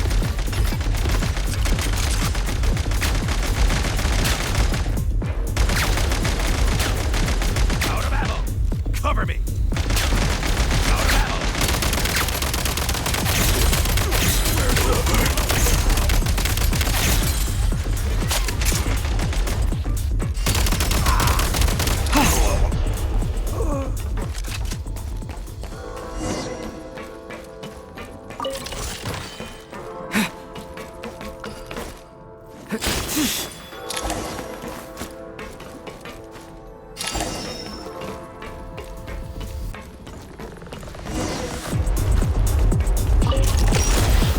Nice.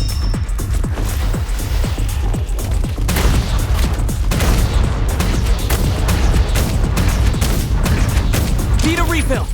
Demolition time. Come on! We're almost there!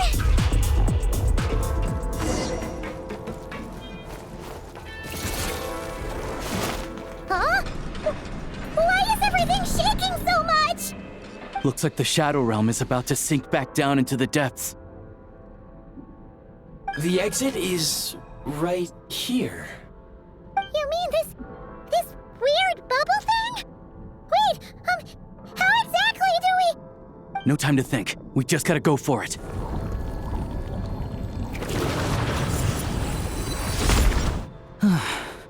Looks like I was right.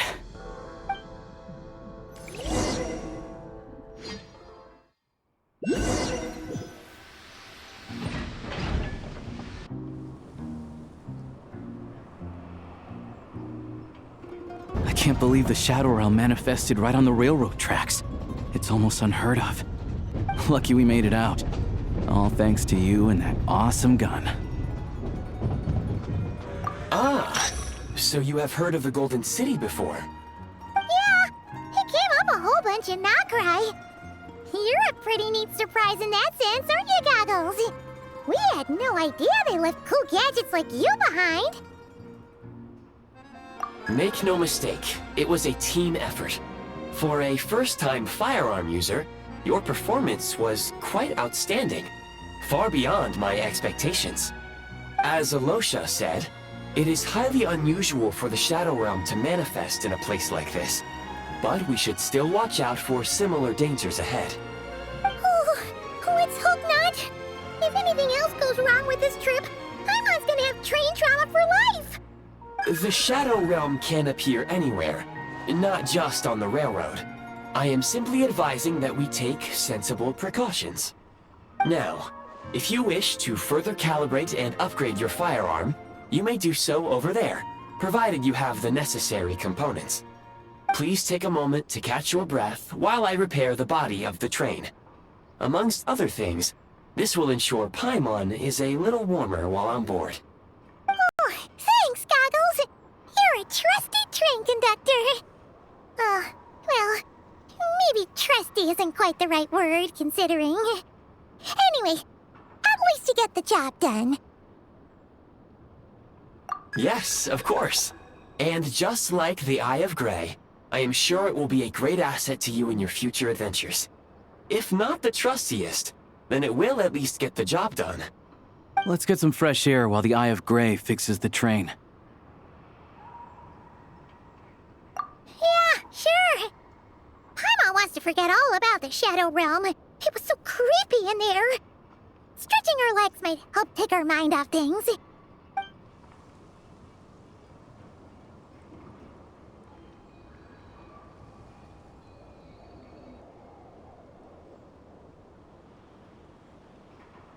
It's so quiet here for a train station. Not a person in sight. Just abandoned houses.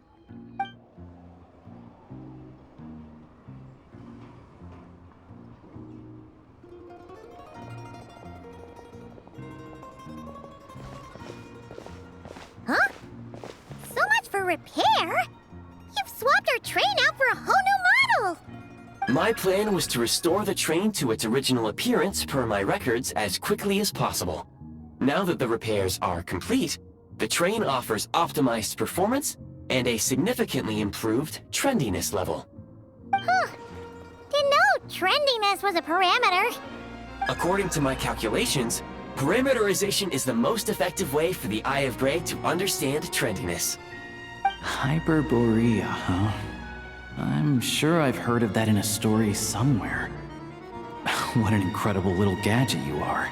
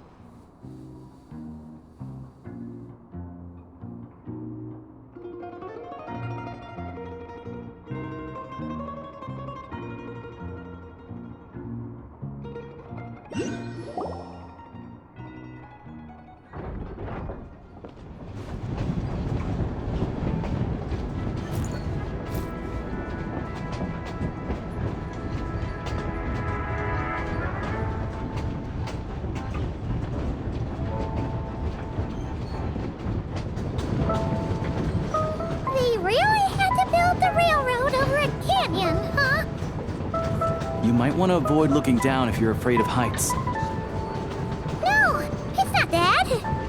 Paimon's just praying that we don't have yet another accident.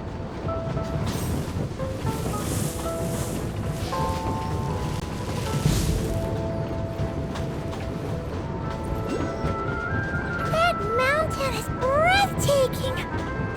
Reminds Paimon of Dragonspine. They say this mountain's the domain of a Snegovic lord. A lot of the Snegovic retreated there to live in seclusion, so it's a pretty mysterious place. You hear all kinds of stories. Even the residents of the nearby town of Svietlo-Lidovka steer clear of the summit, and they make a living off of harvesting prime ice.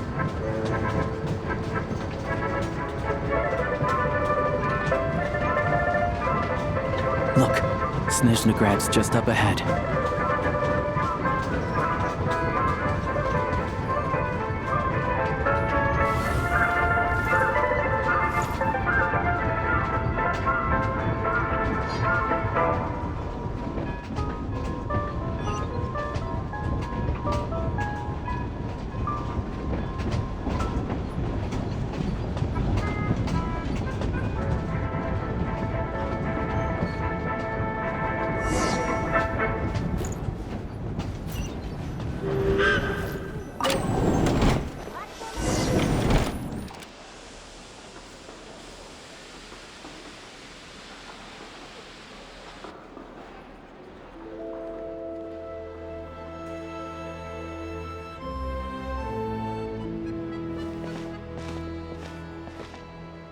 here we are.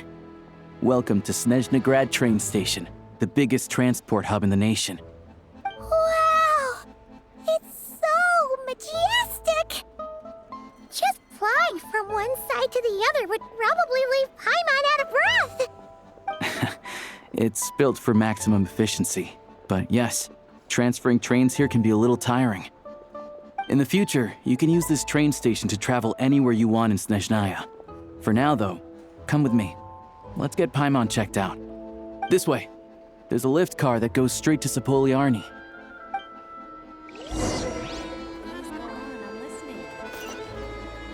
Even if I wanted to help, there's nothing. What am I supposed to do? Look! They have really funny-looking hats! And those ones are about the same height as Paimon! But it looks like they can't fly! Those would be Volkudlak and Domovoy. You'll also see the winged Vila and the snowborn Snegovic amongst others. No wonder! We'd heard that Snezhnaya used to be the realm of the Fae. Paimon can really see it now.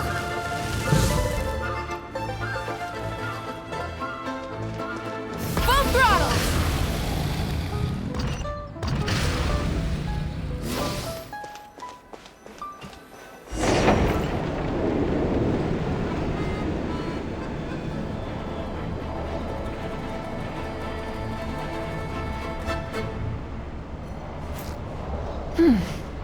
Nice. To the left is the market of Zolny. They sell everything there. You can often find some nifty little trinkets. To the right, you'll see the Korolievsky Theater in the distance. Look at that! Incredible! Hope.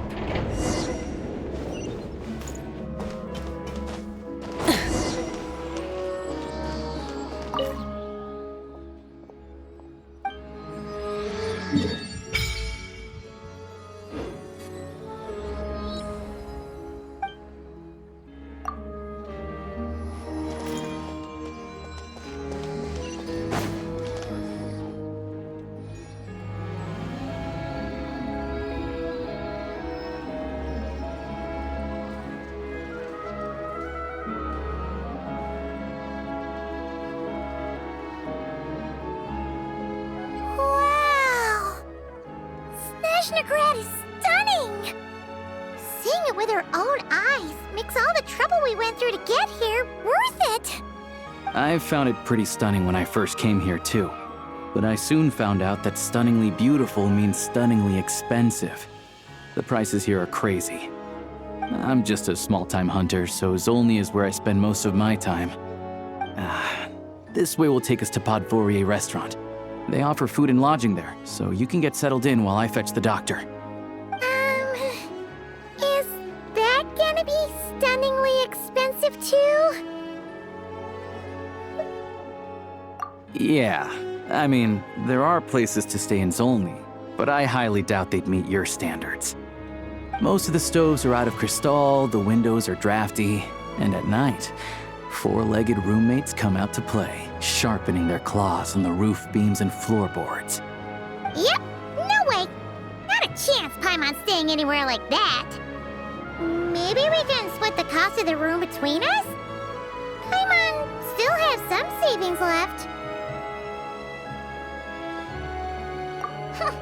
Fine then, it's your treat. Paimon will save her money for buying a nice little cake. Don't worry, you'll get some too. I'm glad to see you've perked up. If you find yourselves in the mood for some sightseeing later, there's a few places around here worth seeing. This way leads to Sapoliarni Palace, which serves as the Tsaritsa's audience chamber and also her personal quarters. The adjacent block is kind of a city in its own right. That's Glupov, the headquarters of the Fatui. Inside, there's a munitions factory known as the Armory Palace, producing a constant supply of all kinds of equipment for the Fatui. A lot of important research happens there too. And over there is the Snezhnaya Vecha, where all the big shots meet regularly to make policy decisions. These places are best admired from a distance. I'm sure I don't need to explain why. Yeah, they probably have super strict The downtown area is near the center of Zapoliarny. That's where you'll find the restaurants, bookstores, and gift shops. Another place of interest is the Northland Bank, which is over this way. Oh, and I'm sure you'll want to make contact with the Adventurers Guild at some point, right? That's right here. Ooh, speaking of adventuring, we use alchemy quite a lot. Do you know where we can find a crafting bench? No one practices alchemy at Snezhnagrad, I'm afraid. Apparently there's some historical reason for it. Oh. We'll just have to use the one on the train then. Kinda inconvenient. Wait, how come there's one on the train if that's Snezhnayan too? Yeah, I don't know. Not my area of expertise. Still, I wouldn't say the absence of alchemy makes life here any less convenient. Anyway... Finally, there's Zolny in that direction. It's mostly residential buildings and factories, but there's a few shops too. Worth a look around if you're interested. That's about it. You guys go ahead and get checked in while I track down my doctor friend. Sounds good. Thanks for all the recommendations. It'll be good to get out of the cold wind. Paimon's starting to feel another headache coming on. Podvorye restaurant is right this way.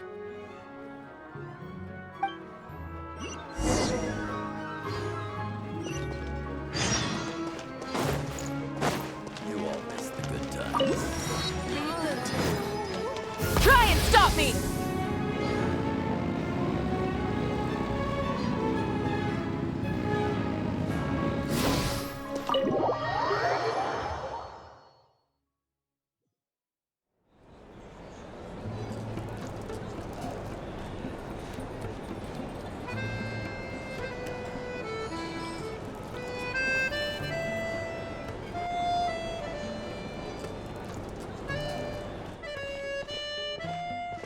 Looks like you get what you pay for, huh?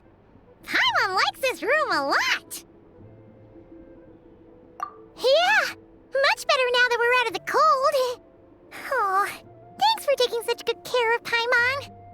Honestly, she feels kind of bad for throwing a wrench in the works. If this were anywhere else, we'd be out investigating and adventuring by now. But instead, we're stuck here waiting for a doctor. You're right. No need to push ourselves too hard for no reason. A lot happened on our way into the city. Let's review what we've learned so far and try to figure out what to do next. Obviously, the million-more question is, what is this Tsaritsa planning? Everything else leads back to that. Sure was. And so far, we've learned that in addition to the 7 Gnosis, her plan also requires a ton of energy. But we won't get to see her anytime soon. Aloysia said that she went east to fight that big monster. It must be a pretty powerful one if it can blanket the whole of Snezhnaya in a snowstorm this awful.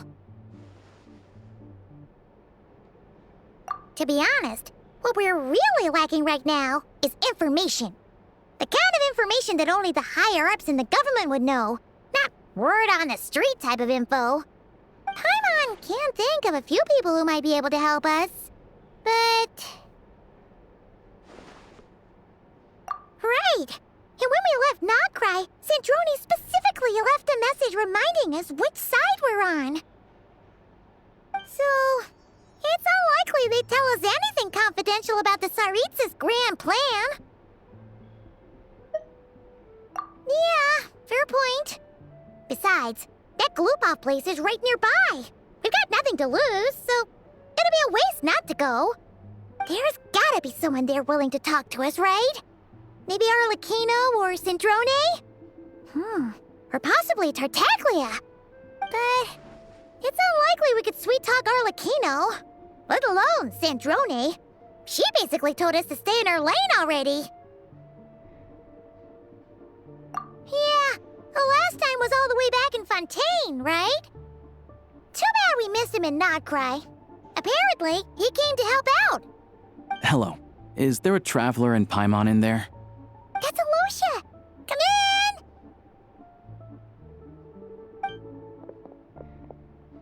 Hello, I'm Dr. Luneva.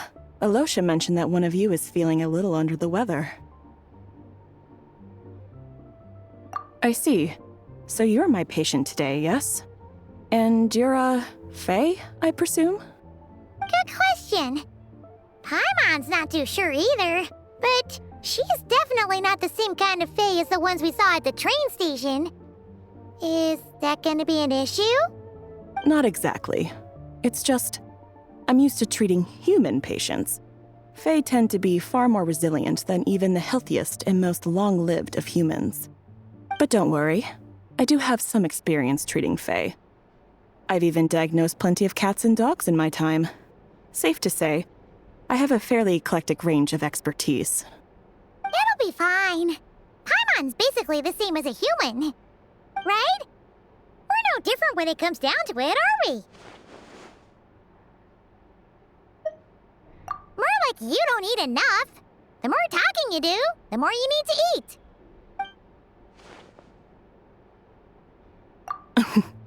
Now, please take a seat.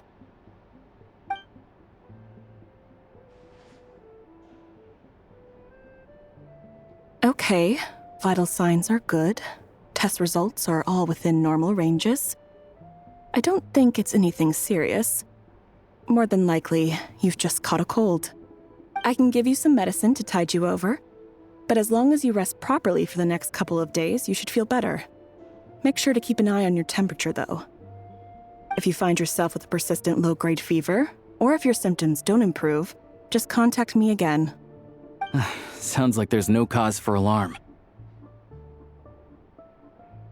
Thank you, Doctor. You're very welcome.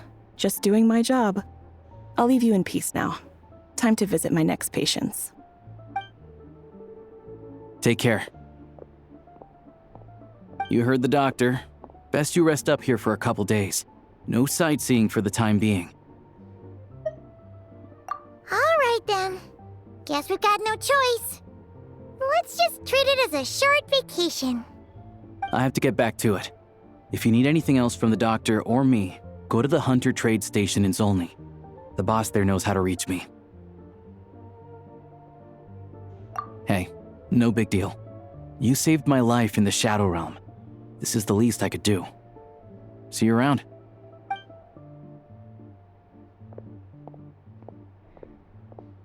All right, time to find Child and see what he can tell me.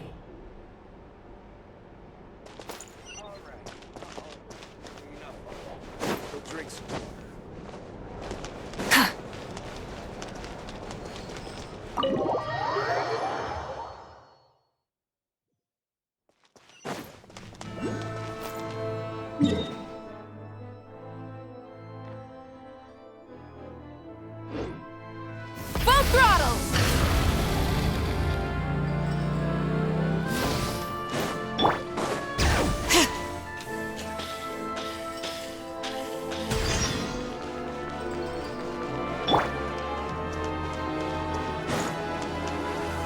Try and stop me!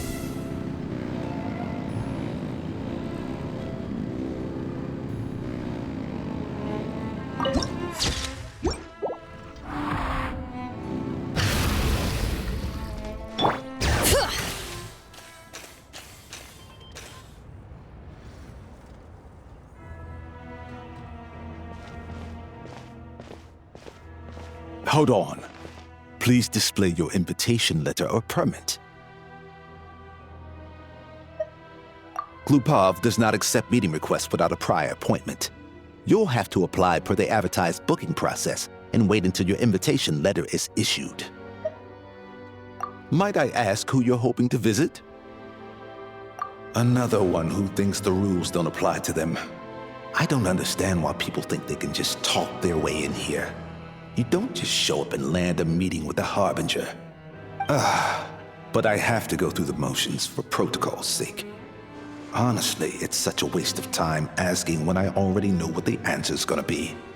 Wait a moment. I'll pass on your message.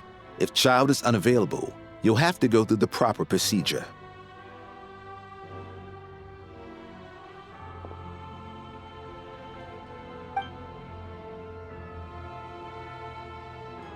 Lord Child is a busy man. He's probably not in Glupov at the present. If I were you, I'd cut your losses. No point waiting any longer. Even if you two are old friends as you claim, please understand that the Fatui Harbingers are often busy with their official duties. They tend not to stay in Glupov for extended periods. Next time, stick to the rules. You'll make life easier for both of us, Greetings, Lady Marionette. I'll take care of our guest here. It's his first time in Snezhnaya, so it's no surprise that he doesn't know the rules yet. I trust no choice words have been exchanged. No misunderstandings I should be aware of. No, Lady Marionette. No incidents to report. Whew, that was a close call. Good thing I played it cool. Is that right? Good to know. Wait, where's Paimon? Under the weather?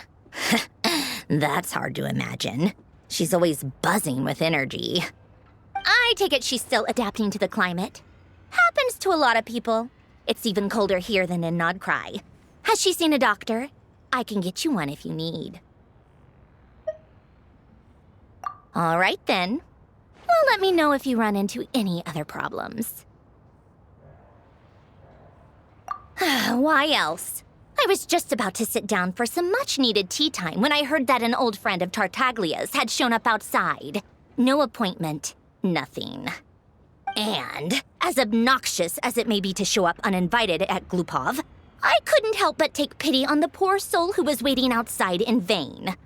So I had no choice but to abandon my freshly brewed piping hot tea and come to see this mystery guest for myself. Well, I felt our time working together in Nodcry warranted some courtesy. I couldn't exactly let you freeze to death out here in the wind. Unfortunately, I can't invite you inside either. The rules of Glupov wouldn't allow it, and as a harbinger, I have to lead by example. On the plus side, Snezhnograd actually has some class, unlike Nasha Town. Torchlight Books has a very nice selection of teas and cakes, so we can catch up there. Your treat, of course. Because I already wasted one perfectly good cup of tea today. That's why.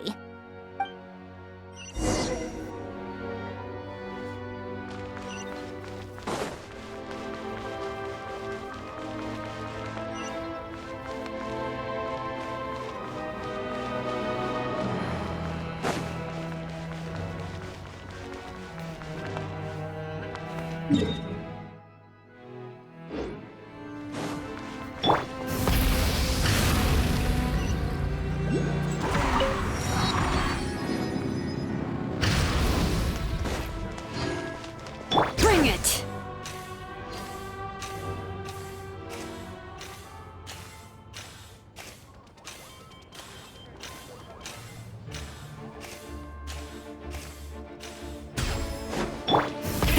Rev the engines!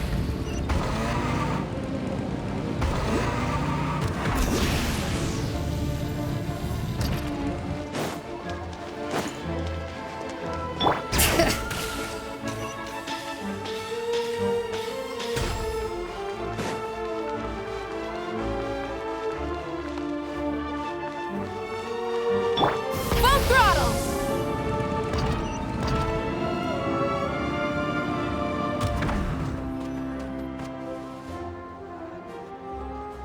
I've ordered for the both of us. No objections, I assume. I'm sure you trust my taste. Okay, let's get down to business. I'm guessing you don't actually have any urgent business with Tartaglia, per se. You just want information, right? Wanna take a guess? Of course you'd say that. You shouldn't underestimate Counselor Tartaglia, you know. That's right. I'm sure you've heard of the Snezhnograd Vecha by now. Well, he's busy preparing some paperwork for their next meeting. They'll be discussing yet another extension to Project Stuzha. It's basically all anyone cares about in the Vecha these days. Yeah, he's more of the shoot first, ask questions later sort, isn't he? It all started with a very detailed letter that Capitano left for the jester, Piero, before leaving for Natlan. In that letter, he detailed the future arrangements for his subordinates. All of his key people were reassigned to Tartaglia. I guess he'd already prepared to leave us for good all the way back then. But Piero didn't reveal the contents of the letter until the events in Natlan had concluded. That was his reaction, too. Why me? With a bewildered look on his face. He'd always assumed Capitano looked down on him. He was a man who kept his thoughts to himself and barely spoke to him the whole time they'd known each other. But he occasionally brought Tartaglia along to my tea parties back in the day. So to the rest of us, it was clear that Capitano had quite a lot of respect for his young comrade. By the rest of us, I mean my tea party regulars. Arlecchino, Rosaline, and... actually, not Columbina. She was probably oblivious to it. Anyway, then the Liu-S situation happened. Normally, it took a lot to get under Capitano's skin, but that time he was furious. It's not really my place to talk about it, though. You can ask Tartaglia about it sometime. Basically, Tartaglia probably had the wrong idea about Capitano all along, right up until Piero revealed the letter he'd left behind. Capitano believed that despite Tartaglia's immaturity, he showed great potential. Plus, he possessed a kind of purity rarely seen among members of the Fatui. Yeah, it's one of the few things that I'd agree those two have in common. But there's one other reason why Capitano chose Tartaglia to assume command of his troops. He knew that after he was gone, several of the others would swoop in on his army like vultures. With the ones who stood to benefit the most being the rooster Pulcinella and Regrator Pantalone. Once they divided Capitano's troops between them, they'd be more powerful than ever. No one would be able to stop them. So, you can see why Capitano chose to hand that letter to Piero, right? Exactly. Piero also needed to back a harbinger as soon as possible. And all things considered, Tartaglia was the best choice. Even though Tartaglia has had the support of Northland Bank for a long time, he and Pantalone are ultimately not cut from the same cloth. I'd say Capitano made a good judgment call. Anyone else caught in this situation would probably feel like they'd been hung out to dry. His best course of action will be to distance himself from any shady business, while still maintaining friendly relations with Pantalone, but seeking Pulcinella's support at the same time. What's the point in having a tea party if you don't spill a little tea? Besides, none of this is confidential anyway. Ask any journalist out there. They'll give you all the lurid details. You'll see it firsthand if you ever sit in on a session of the Snezhnograd Vecha. All the factional strife, whether open or unspoken, it plays out for all to see in that one little room. Having a voice in the Vecha is the only way to steer policies in your favor. So, every person in that room represents a particular interest group. Pantalone, for instance, represents the financial sector, and Tartaglia represents the Fatui soldiers. Personally, I have no interest in political jousting, but since I have a number of engineers and researchers under my command, I have to make their voices heard. Then there's Pulcinella, the linchpin of the Vecha. He represents politics itself. Everything involves him, so nothing can bypass him. Any issue that comes up, he knows how to mediate. That's what the Tsaritsa values most about him. I'm starting to see why everyone is so frustrated with the way things are, but also powerless to change it. A complex web of interests connects all parties involved, and the Tsaritsa sitting at the top adds another layer of complexity. It must be nearly impossible to come up with a perfect solution. All right, I'm done carrying this conversation. Time for you to answer a question of mine. You must have known that you can get the info you needed from me. So why was Tartaglia the first person you asked to see and not me? Huh? Jealous?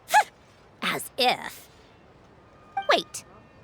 Oh, I think I know what it is. Columbina passed on my message to you before you left Notcry, right? I only meant you should be mindful of which side you're on. Is that actually why you didn't ask for me? Because you took that to heart? You... fair enough. It's not your fault.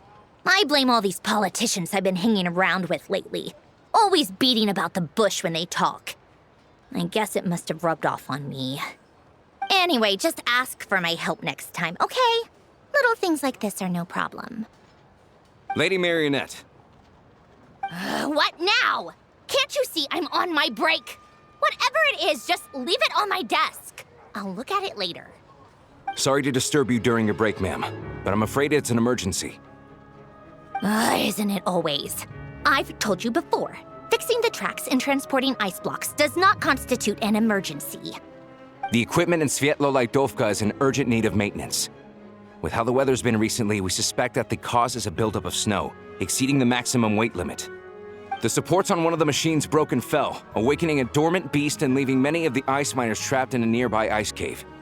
Luckily, Odette's team was nearby and launched a rescue operation, but we're still facing a severe manpower shortage for both the rescue and engineering teams. I guess that's it then. Our tea party will have to end here. I'm the only engineer you'll need.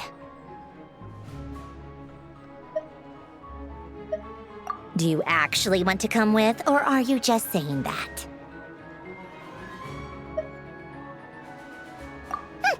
Nice of you to return the favor.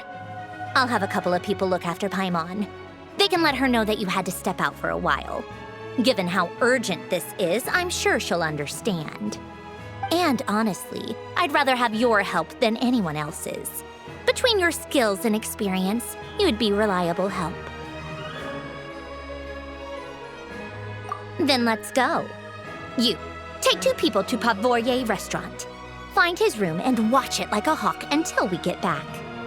If anything happens to Paimon, you'll be answering to me. Yes, Lady Marionette.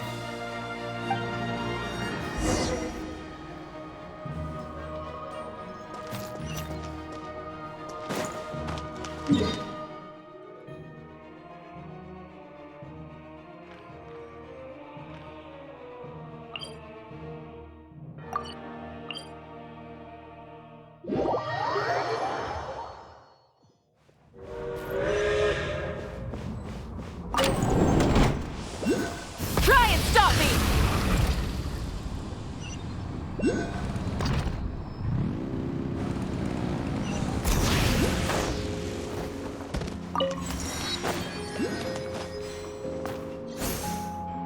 They weren't exaggerating. This is really dangerous. It's a good thing only one of them broke. From what I've been told, most of the trapped miners are over in that direction. Yeah, you do that while I check the rest of the equipment. I'll evacuate the people around here as I go. Meet me back here as soon as you're done.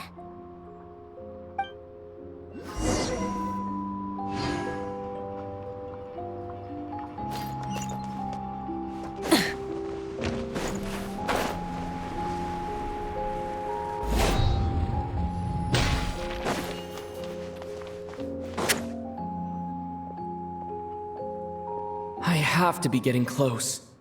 Don't go any further.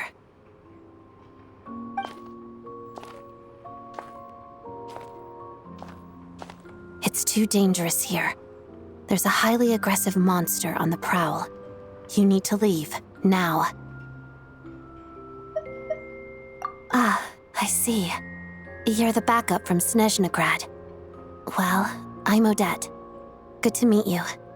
Ah, so this is Odette. She was the first member of the Fatui on the scene. There are 5 people trapped in the cave. Monster type is unknown, and so is its location. Let's go. Every second counts.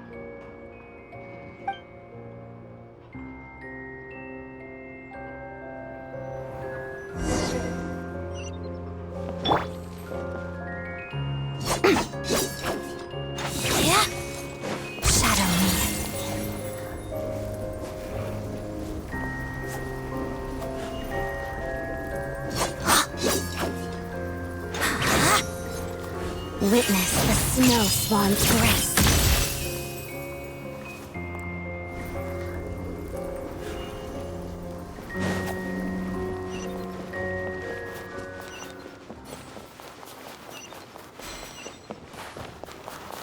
Careful. Something's moving.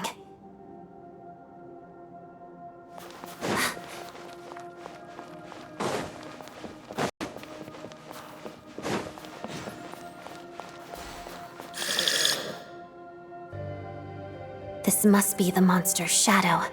Looks like a tough opponent.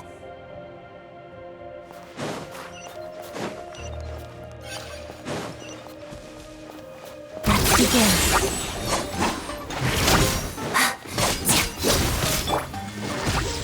Take this!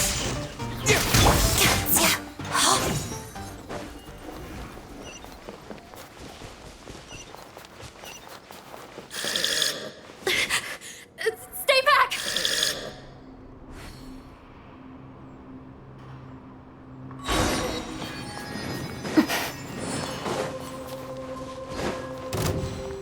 Waltz of the snowflakes. Pirouette.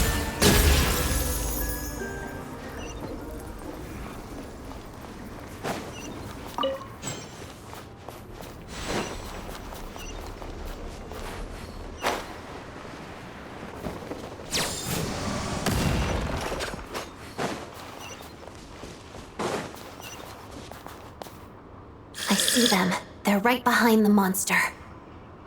The monster seems very agitated. It could attack at any moment. Let's make the first move.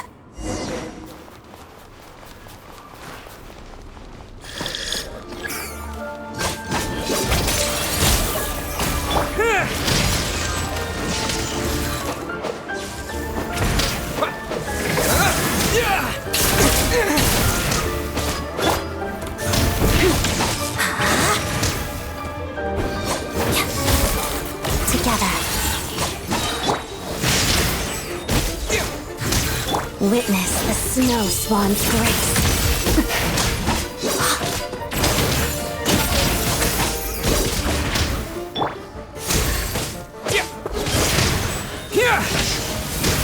Shadow me.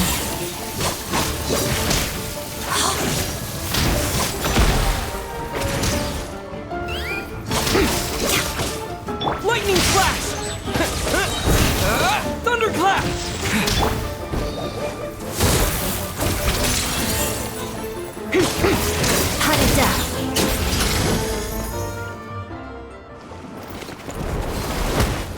Oh, thank you for saving us.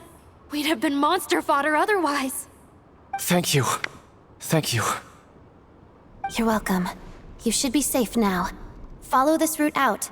He and I will stay behind to watch the rear. Thank you. Come on, let's go. This way.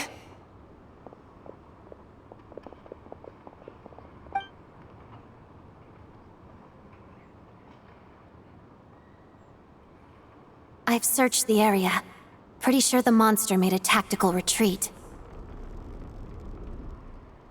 Yeah, but with us here, it won't be coming back anytime soon. It may be small, but don't be fooled. It's a ferocious beast. People are just food in its eyes. It's lucky we got here when we did. The trapped miners have been successfully evacuated. Time for us to leave. Wait, this place. There's something unusual about it.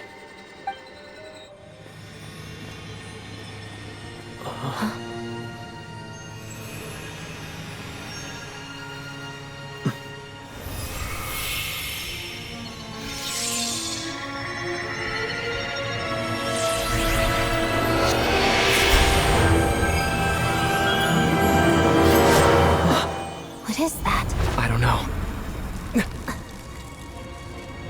It's back? Guess it has family.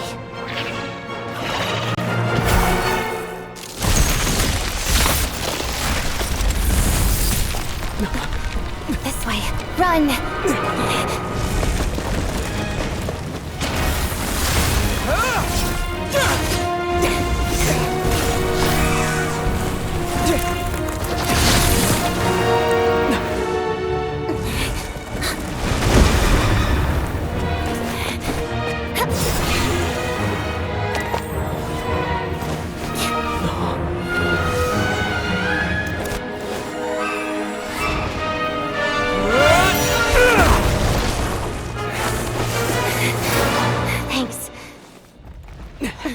out of here.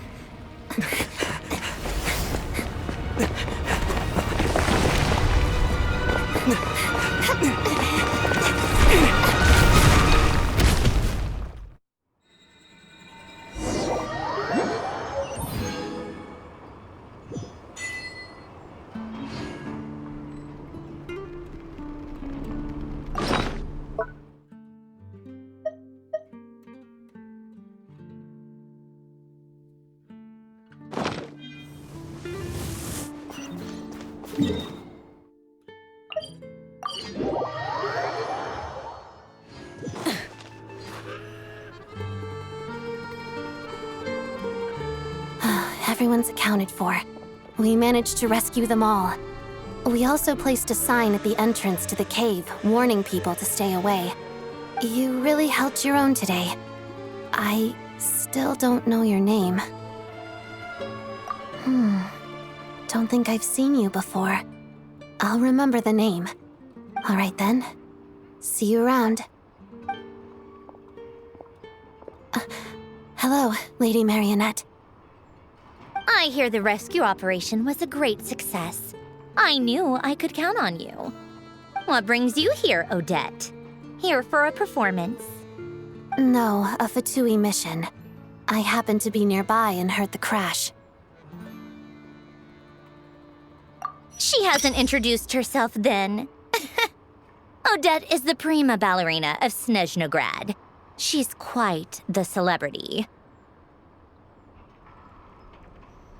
If you ever hear people mention the two crowning jewels of the Korylevsky troupe, they're talking about Odette and the prima donna, Vodianitsa. On top of that, Odette's also a rising Fatui star. It's looking likely she'll inherit the title of the Fair Lady. She learned all her combat skills from Rosaline herself. Used to be one of her most valued subordinates, too. You flatter me, Lady Marionette. If she's Rosaline's protege, that makes me... Never mind. There's no need to bring it up. No point making things awkward. How's progress on your end, Lady Marionette? Equally successful. I finished reinforcing all the equipment. Took me a little longer without Polonia's help. But the outcome is the same, of course. Even if the heavy snowfall summoned by that monster lasts for another 3 months straight, this equipment won't give way.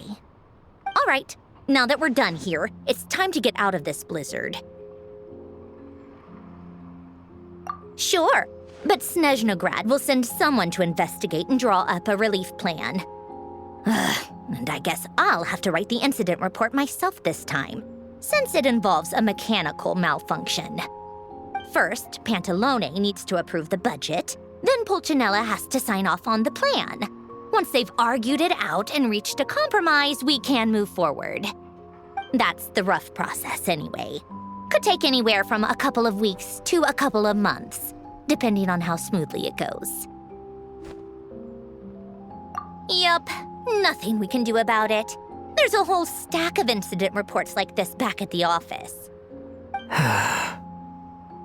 The snow has eased a little for now, but there's no telling when that will change with that monster still at large. Fuel for heating is in short supply, and relief is weeks away. There's no immediate threat to life, but still, it just feels like there should be a better way. Hey, quit daydreaming. Let's get back to Snezhnograd. When did you get a new sword? I found it in a cave. It handles pretty nicely. You have a strange affinity for secondhand swords.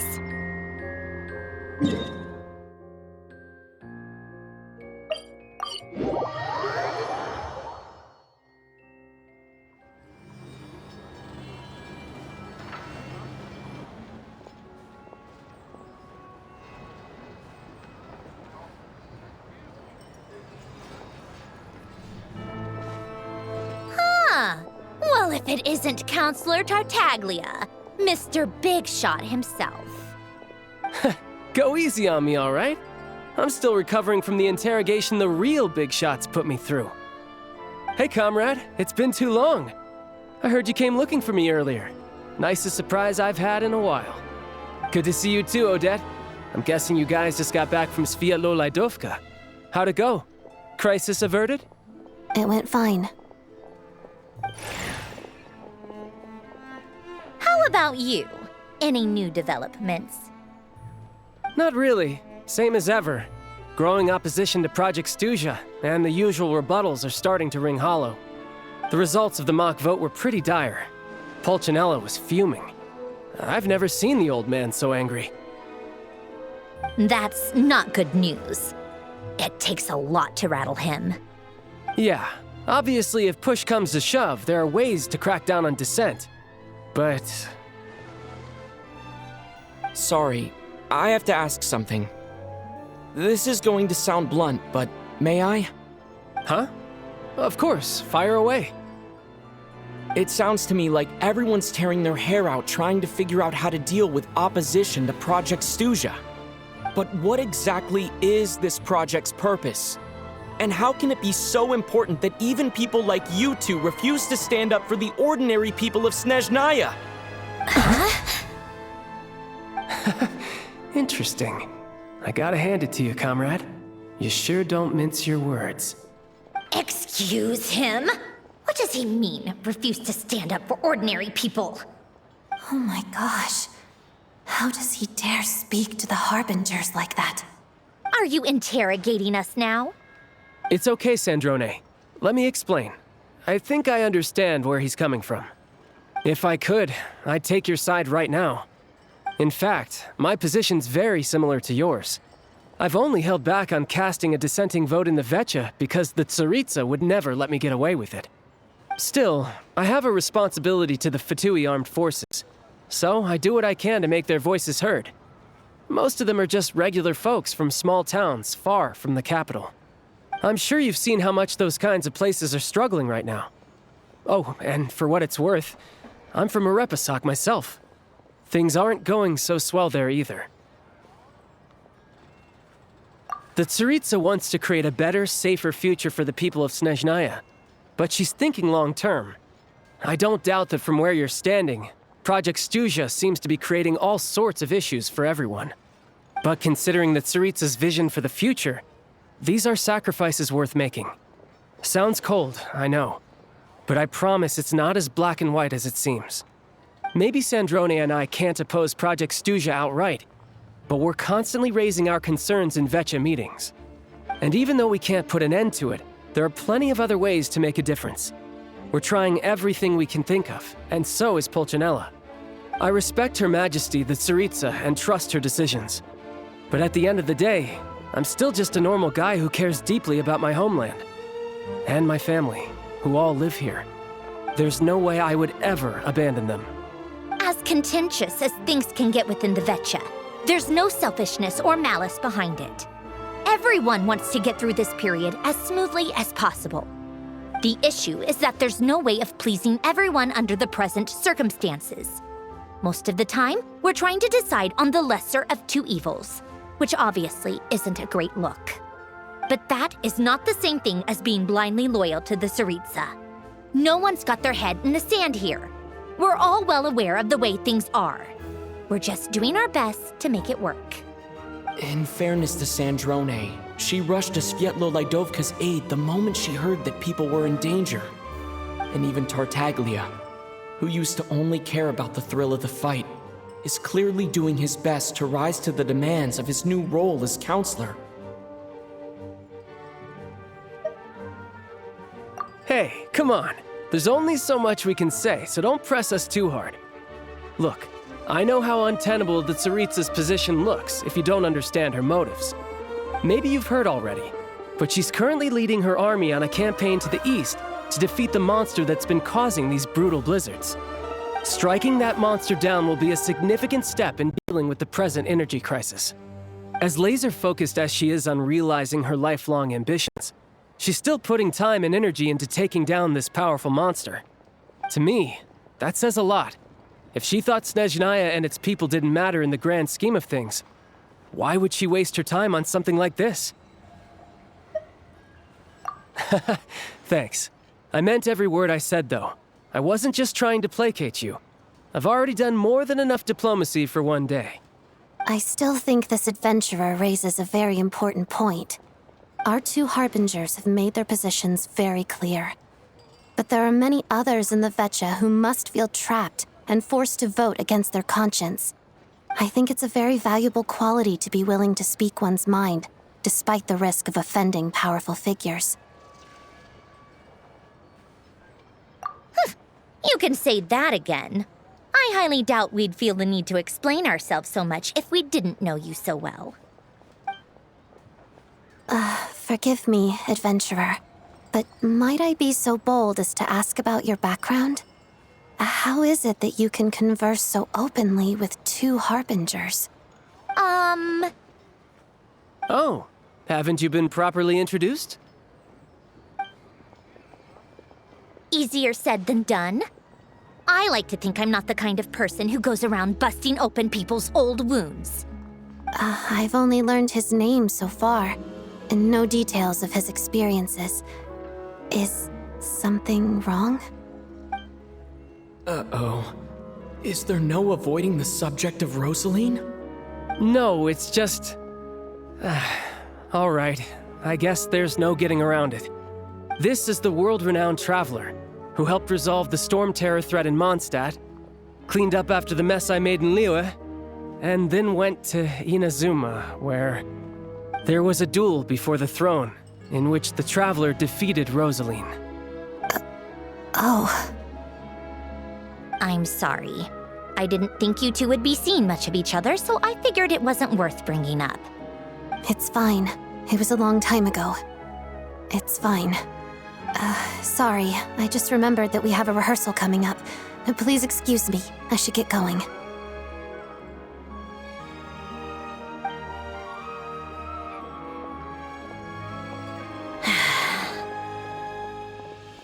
I've mentioned this to you before, remember?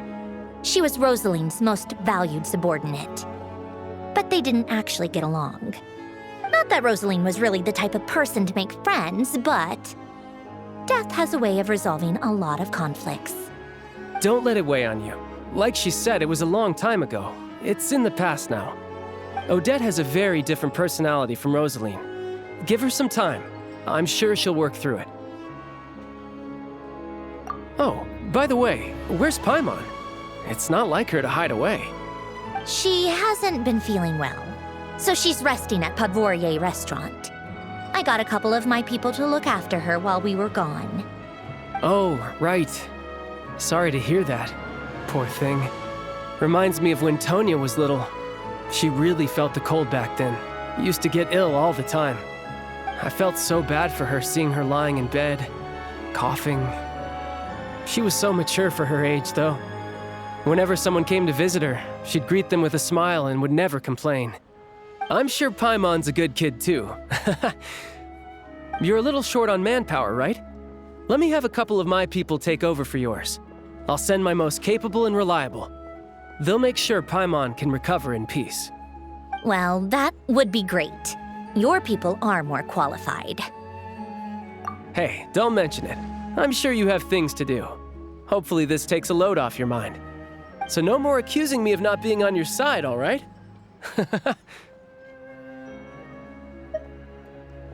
Already? That was quick.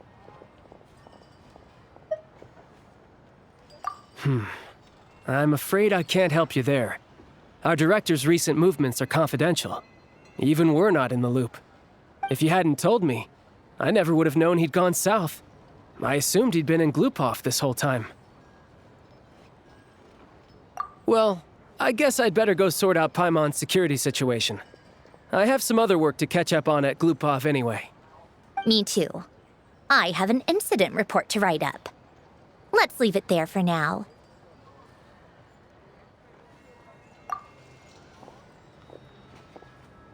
I guess everyone's in a difficult position. But Tartaglia's right. I have things to do. Things I want to do. And things I ought to do. To start with, I should ask Alosha if he knows any way to help Svietlo Lydovka.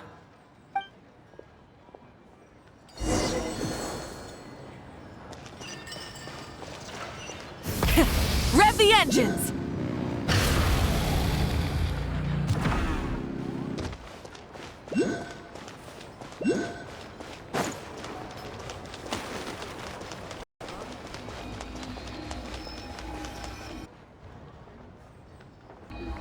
How strange. This sword seems to be vibrating of its own accord.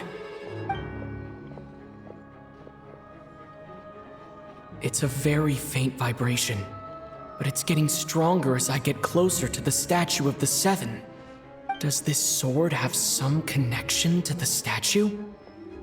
But all it does is vibrate, even when I touch it. That place I got this sword from was definitely out of the ordinary. Maybe I should try channeling the power of cryo.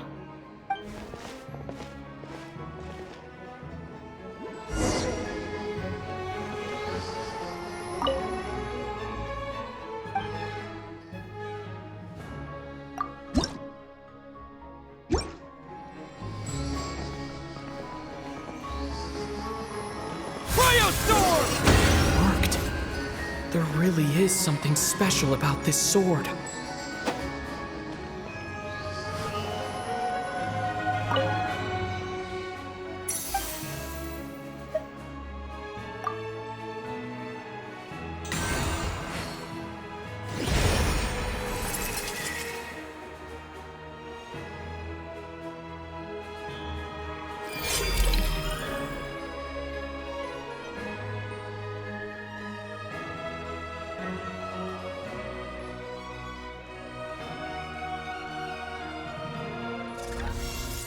I don't really understand what just happened, but I'm pretty sure this sword just got a little more powerful. I'll have to try the same thing again when I come across another statue of the Seven. In the meantime, I'd better go find Alosha.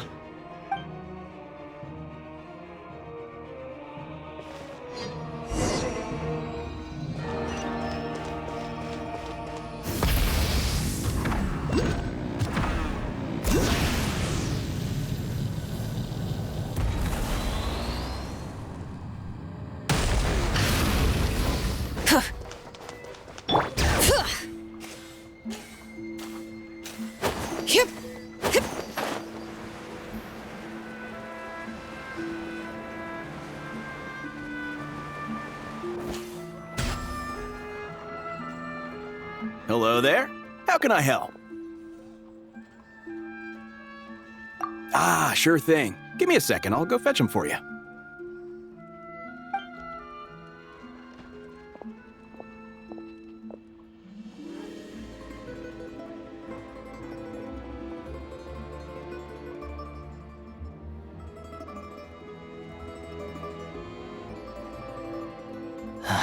It's a familiar story. I've had similar experiences. Although Snezhnagrad doesn't deliberately delay or withhold relief, those first few days of waiting for help are always the hardest. It's a fundamental contradiction. If emergency relief can't be delivered in time, what's the point in even calling it emergency relief?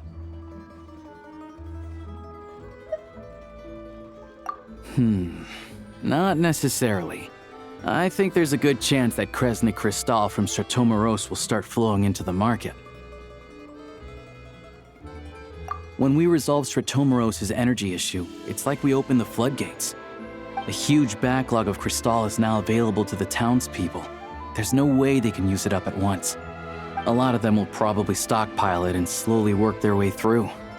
Probably a good idea, since energy prices are only going to keep rising.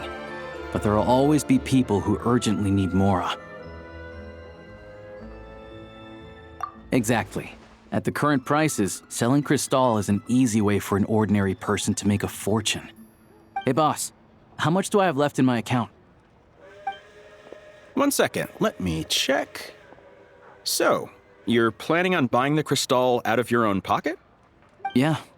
I don't know if I have enough, so I'll chip in a little extra and buy as much as I can afford. No, it's fine. You're new to Snezhnaya, and you have your own living expenses to worry about. Besides, you're already providing the train. Here's your Mora. See what you can find at the market, but I doubt there'll be much Crystal left. Yeah, well, can't hurt to take a look. Let's see. Huh?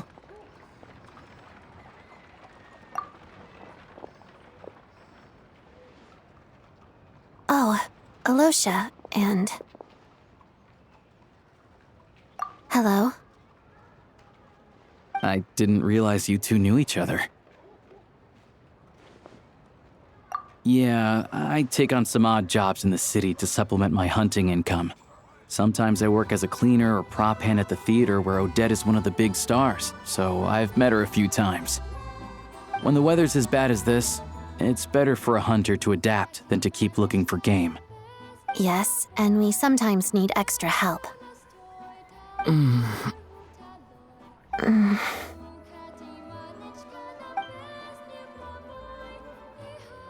Wait, why is the atmosphere so awkward?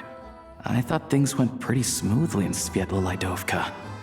So, what brings you here, Miss Odette? Looking for some new props? No. After I got back to the theater, I couldn't stop thinking about the situation in Svietlolaidovka. It bothered me so much I couldn't focus on my dancing. So I decided I'd come here and see if there's anything I can do. You too, I presume. I suppose that's why you're here. I didn't feel comfortable expressing my true opinions in front of the Harbingers. Not least because ordinary Fatui like me don't even know what Project Stuzha is all about. Without knowing the full picture, I can't make sense of it.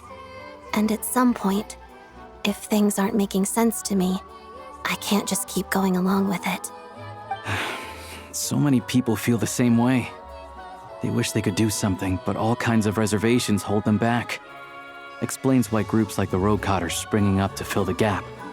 Yes. Well, that's one option. But there are risks to consider with organizations like that. The Fatui does not encourage their activities. Right, because things can get out of hand, and it's hard to hold the right people accountable when they do. I've heard about a few cases like that. Sandrone said Odette was on track to inherit the title of the Fair Lady. If so, she'll be able to find out what Project Stuzha is really about. Still, it's probably a little soon to ask her about that. There may be more to the story. What's on your mind? I think we can both agree that no matter which side you're on, it can't stop you from doing the right thing. Where there's a will, there's a way. I know what Rosaline did while she was abroad. You made the right decision, so no hard feelings. So, what's your plan? Oh, we were gonna buy some Crystal. I heard there's some on the market right now. Funny. I had the same idea. In that case, let me pay. I can claim it back as mission expenses. The real issue here is that government relief is behind schedule. Surely it makes more sense for the state to cover these costs than for us to pay out of our own pockets. True. It's a huge expense after all.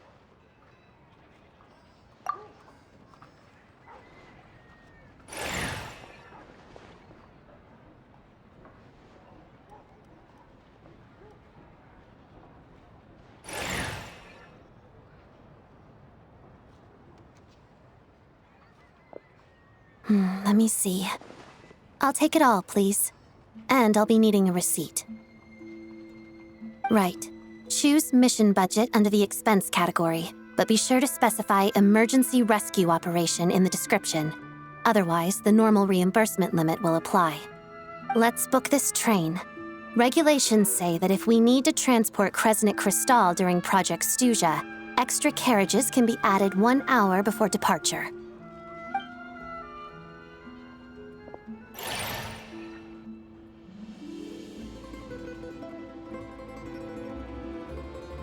That should do it. The train will be escorted to its destination by Fatui guards. This is my first time seeing you handle Fatui affairs, Miss Odette. It seems you're as skilled an officer as you are a dancer. You flatter me. It's only because I've been doing both my whole life.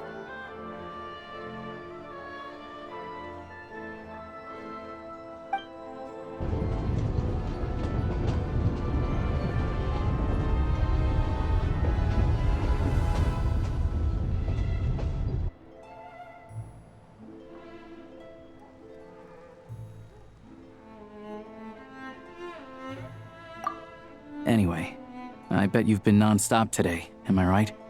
Any idea how Paimon's doing?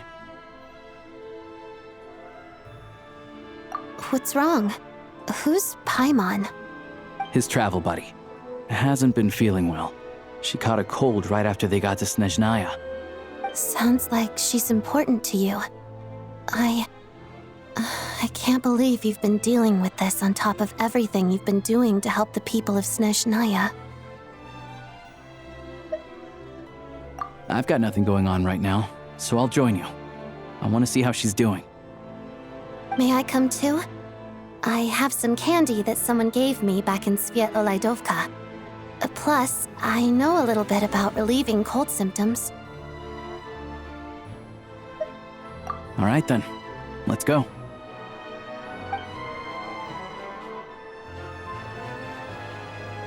I still don't know what the deal is between these two, but at least the tension seems to have vanished. A good sign, hopefully.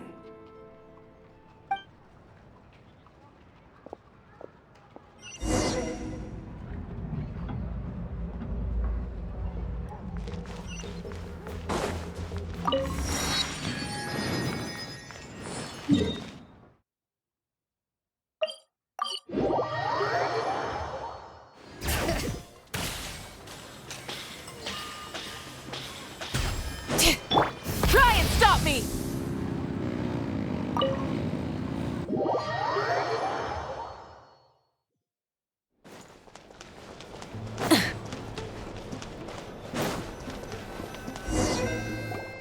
Hello. Sorry, but there's a sick person recovering in this room. Can I help you? What happened?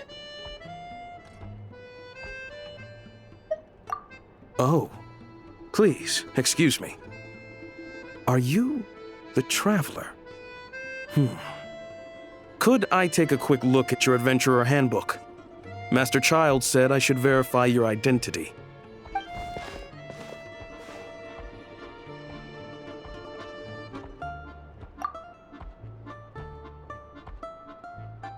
Ah, it's really you. Sorry for the inconvenience. We're under strict orders from Master Child to keep this room well guarded. At the same time, we can't interfere with Podvoye Restaurant's business. That would only seem all the more suspicious and draw unwanted attention to this room. Besides myself, a few of my colleagues are stationed in and around the restaurant, in plain clothes, of course. Rest assured, you're in safe hands. I didn't expect such a high standard of protection.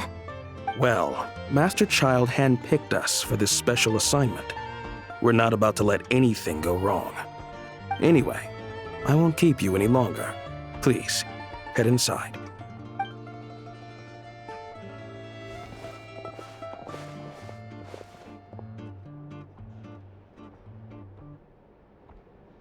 Traveler! Alosha, you're back! Oh, hey! Who's our new friend? Hi, I'm Odette. The Traveler and I crossed paths a few times. Another friend from the Fatui, huh? You're practically a member yourself by this point. Paimon's definitely on the mend. We should be back to our usual travels in a few days' time. Seems like that doctor was right. It's just... Paimon's limbs are still feeling a little chilly. I have just the thing. Whoa! What's this? Is that a flame inside an ice cube? Wait, is this real ice? How's it not melting? And how does the fire keep on burning? All keen observations. You're right. This is called core ignis. Whenever I've caught a cold in the past, I found I recover much more quickly if I place this by my bed. You're welcome to borrow it. Awesome! Wow! It's so nice and warm! Oh, it's like magic. Your name was Odette, right? How did you two meet again? Looks like she's in pretty good spirits. That's a relief. Any progress with your investigation yet? No surprises there, I'm sure. They're not likely to let anything slip. The Rokot, huh?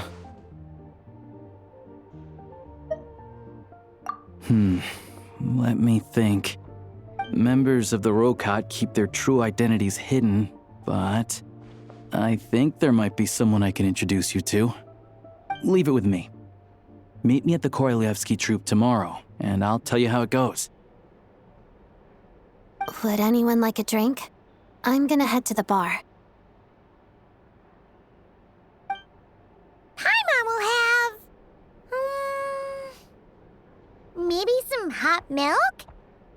Yeah. Paimon's in the mood for something warm. Enough with the secret chat, you two. Let's catch up properly in a minute. Paimon wants to know everything that's happened today. It'll be kinda like Tabletop Troop. No reason why listening to a story can't be an adventure.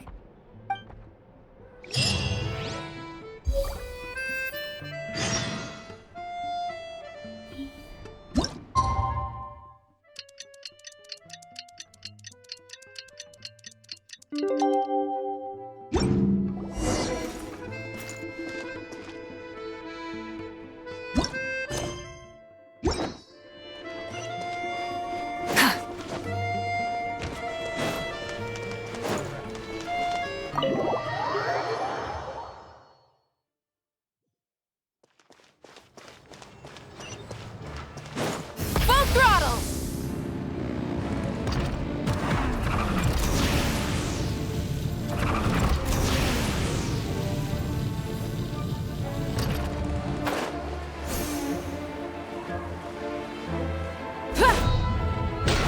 Try and stop me!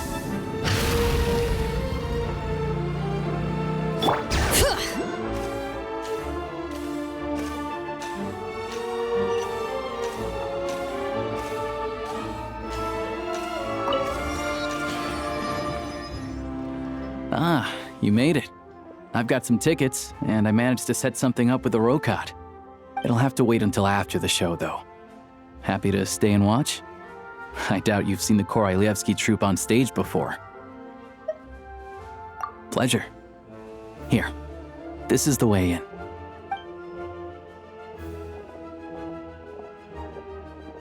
Please present yourself for a routine inspection in accordance with theater regulations. Thank you.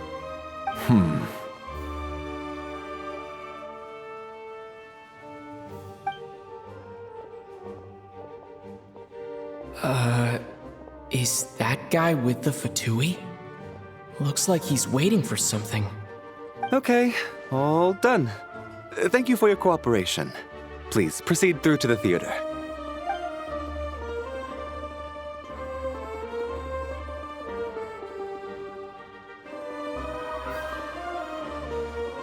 What's up? Everything okay? Snezhnaya's business and political leaders are always passing through here, so it makes sense that security's tight. Still, it's a little unusual to see the Fatui's Armory Palace guard here. You saw him, right? The guy right at the back. Strong, silent type. His name's Valeri. He's part of the Special Assignments Battalion, but I only ever see him here for one thing: to look for a guy named Mitya. Supposedly a researcher, though he never seems to put much time in at the office. The theater is one of his favorite places to hang out when he's playing hooky from work. But that's not for us to worry about. Let's go. The show's about to start.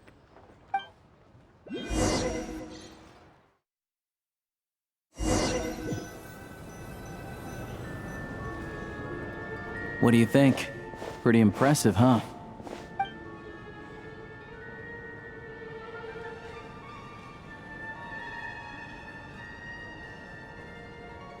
Oh, the one in Fontaine? I hear it's iconic. Never seen it for myself, though. Here we are, just in time. Sorry, coming through.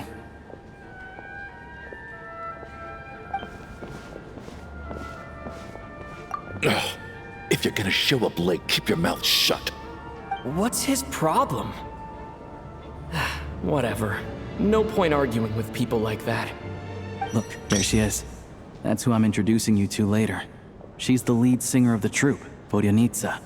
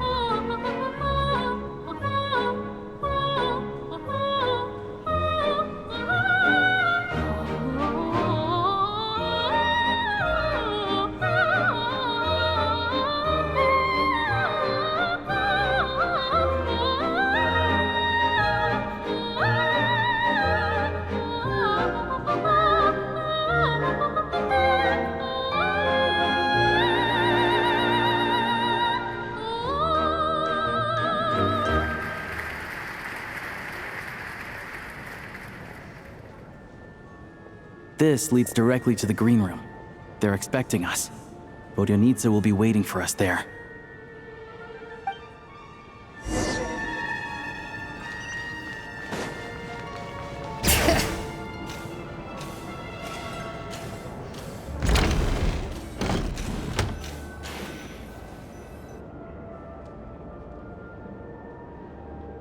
Hey there. Excuse me. Can you believe it? I am so mad right now. Come in. Oh, it's you two. Huh? You know each other? Oh, wait. Is this who you were telling me about? The one you met yesterday and couldn't stop thinking about? I never said that. Yes, you did. Why are you denying it? It was right before I went on that rant about the moody factory owner. Oh, I remember it so clearly. Might I ask what brings you two here? Oh, I just brought him here to see the show. And when it finished, he was full of praise for Vodyanitsa's performance. So I thought I'd try my luck, see if we could get the chance to chat for a bit. Maybe get an autograph? You work here. You of all people ought to know that's against the rules. It's not what the green room is there for. Oh, what's the big deal? Come on, don't be shy. I can give you an autograph. You can take a picture too if you want. Do as you please. I finished all my shows for the day. I'll leave you to chat.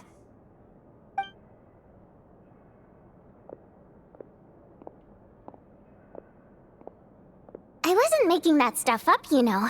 Odette's just too proud to admit it. She thinks very highly of you, and so do I. You did the right thing in Svietloladovka. We're good. Odette's out of earshot. I'll lock the door. Confidentiality, of course. The Rokat is very strict on that. Whoa, Alosha! Not out loud! Not with an outsider here! Relax, I've taken care of it. Look at this. The President's reply sent this morning. Wait, so he's been approved to join? You told me last night that you wanted to get intel from the Rokat. Unfortunately, Rokat intel is only available to members. But ever since you set foot in Snezhnaya, we've been working together. I've seen the way you work, your character, and your motives. Everything about you is perfectly in alignment with what we're trying to achieve in the Rokat. So I figured I might as well cut to the chase. I wrote a letter to the President explaining your situation, including just the right amount of detail. His approval came very quickly. Of course, it's still your decision whether you want to join or not. We'll respect your choice. Well, assuming Odette was telling the truth and she didn't misjudge you, I guess we don't need to worry about you blowing our cover. Still, you gave me a real fright. I didn't know that's why you came looking for me. So, that stuff you said about admiring my performance, was that just because Odette was here? Did you actually mean it? Now you're talking. That's what I like to hear. Anyway, let me give you a quick rundown of how things work. Like I said, the Rokot is a covert organization, and we hide our identities. Members typically don't meet in person or even know each other's identities. This helps us maintain a high level of independence and secrecy. Because of this, members are basically free to decide their methods without constraints, so long as the outcome of any activity doesn't violate the organization's principles. After all, we don't have any ostensible contact with each other. This way, if anything goes wrong, no one else will be implicated. Beyond the freedom to choose how you operate, it's also your choice whether to act at all. We have plenty of members who have yet to take any action. In short, joining the Rokot in and of itself won't place any restrictions on your activity in Snezhnaya. There's a code of conduct you can read if it interests you. But basically, as long as you don't plan on using your anonymity to go around doing evil, you'll be fine. I tried reading it 5 or 6 times. Never made it all the way through. Even the most lackluster script makes for more interesting reading. Great. Then I'll go grab an official application form. Be right back.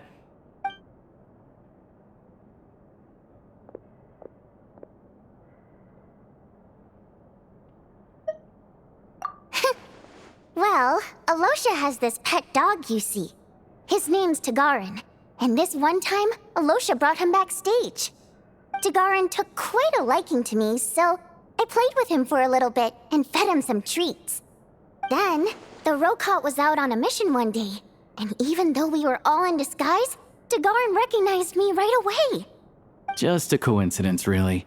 We didn't report it to the higher-ups, though, to avoid dealing with the fallout. Like my job at the theater, for instance. I really need it to make ends meet. By the way, what were you complaining about just before we came in? Did everything go okay with Chuganov? Everything did not go okay. That's why I was so mad. I tried to make some small talk with him before I went on stage to fish for intel about the Iskra manufacturing plant. But he wouldn't take the bait. No matter what I said, he kept dodging the question. And then he started complaining. He said he didn't appreciate his second-rate seat in the stalls because he usually gets a private box. I mean, what did he expect? Everyone knows that if you want a box seat, you buy a ticket well in advance. But instead, he sends me a letter the day before the show when we're practically sold out. I had to juggle things around just to get him a half-decent seat, hoping he would appreciate the gesture enough to share some information. But nope, he didn't give me anything. Yeah, meeting Chuganov in person has definitely been a disappointing experience. Oh, you probably don't know who we're talking about, do you? Chuganov was that older guy you were sitting next to today.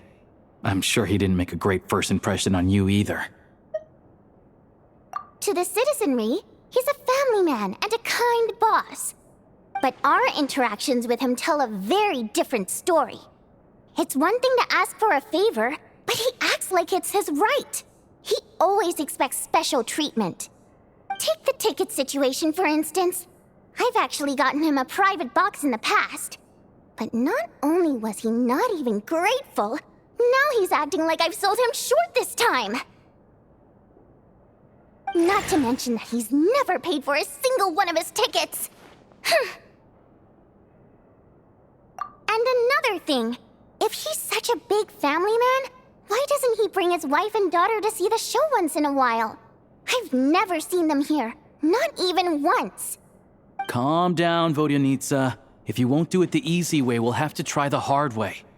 But first things first, here's your application form. Go ahead and fill it out.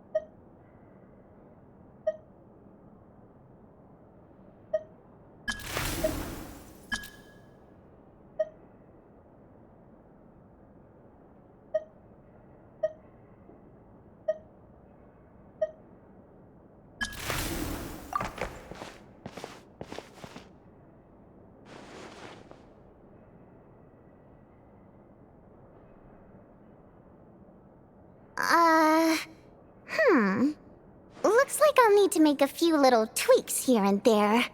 But other than that, you're good to go. We'll hold on to this for you. All right. Now that we're officially Rokut comrades, I can tell you. Chukhanov is the target of our current operation. Recently, we've done some recon work at the Iskra manufacturing plant, which pretty much confirmed that their energy consumption is way beyond the legal limit. All we need now is some direct evidence to present to the Vetcha, so we can demand that they shut the plant down. That way, the Kresnik Crystal can be allocated to where it's needed most. I was hoping he might let slip during one of our chats, but he's too tight-lipped. We'll have to find another way. I'm meeting another regular theater-goer tonight, Mitya. But Valeria's here too, and he's probably looking for Mitya, so he may end up being a no-show. Don't you worry.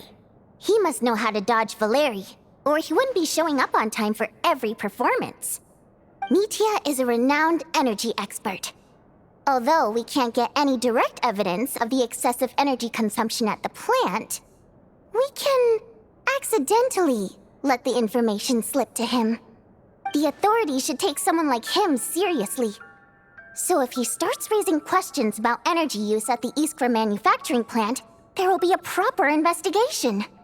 Also, we're not allowed on site, but he has clearance. So all we need is his cooperation.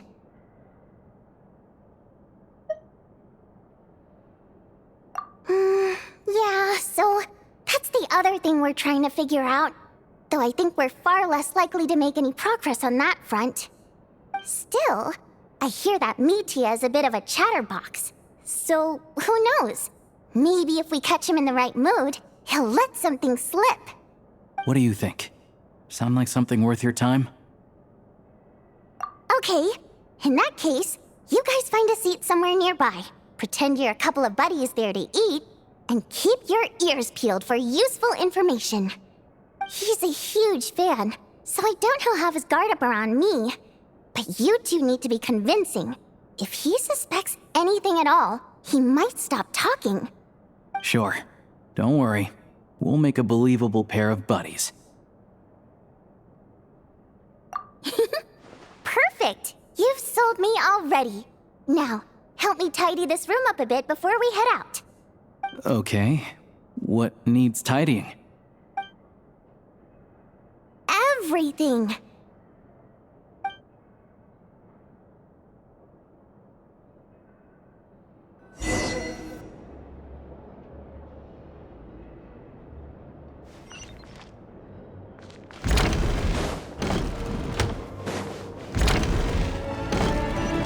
Bring it!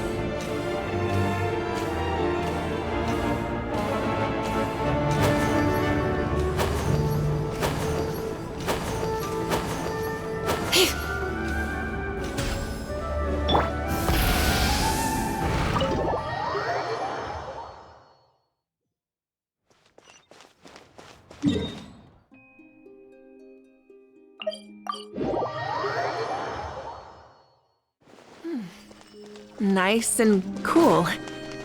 Natlan doesn't have places like this. Full throttle!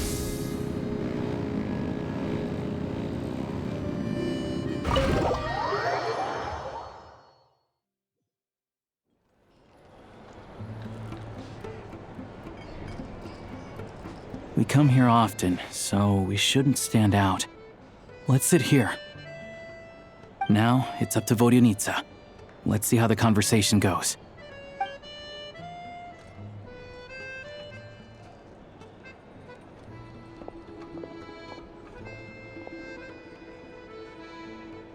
Mr. Mitya! Over here! Over here! Oh, sorry. I got a little held up on my way here. Now we have even less time than we planned. Go ahead and order some snacks and drinks. Whatever you like. Let me see. According to my schedule, we still have 25 minutes left. You're really pressed for time today, huh? I was imagining this would be a leisurely chat. If you'd prefer, we can always reschedule for another afternoon when you have more time. No need. Getting to meet the lead singer is a very precious opportunity for me. I'm not about to pass it up. I've already had to decline your invitation several times because our schedules rarely align. If I don't grab this chance while it's here, who knows when the next one will come around? Well, it's very kind of you to make time just for me. I'm not too sure, to be honest. But Snezhnaya is full of weird and wonderful things like that, so people tend not to bat an eye. I'm sure the same will go for the Eye of Grey and Paimon. The reason I invited you out for tea and a chat today was to get some feedback from a true fan of the theater.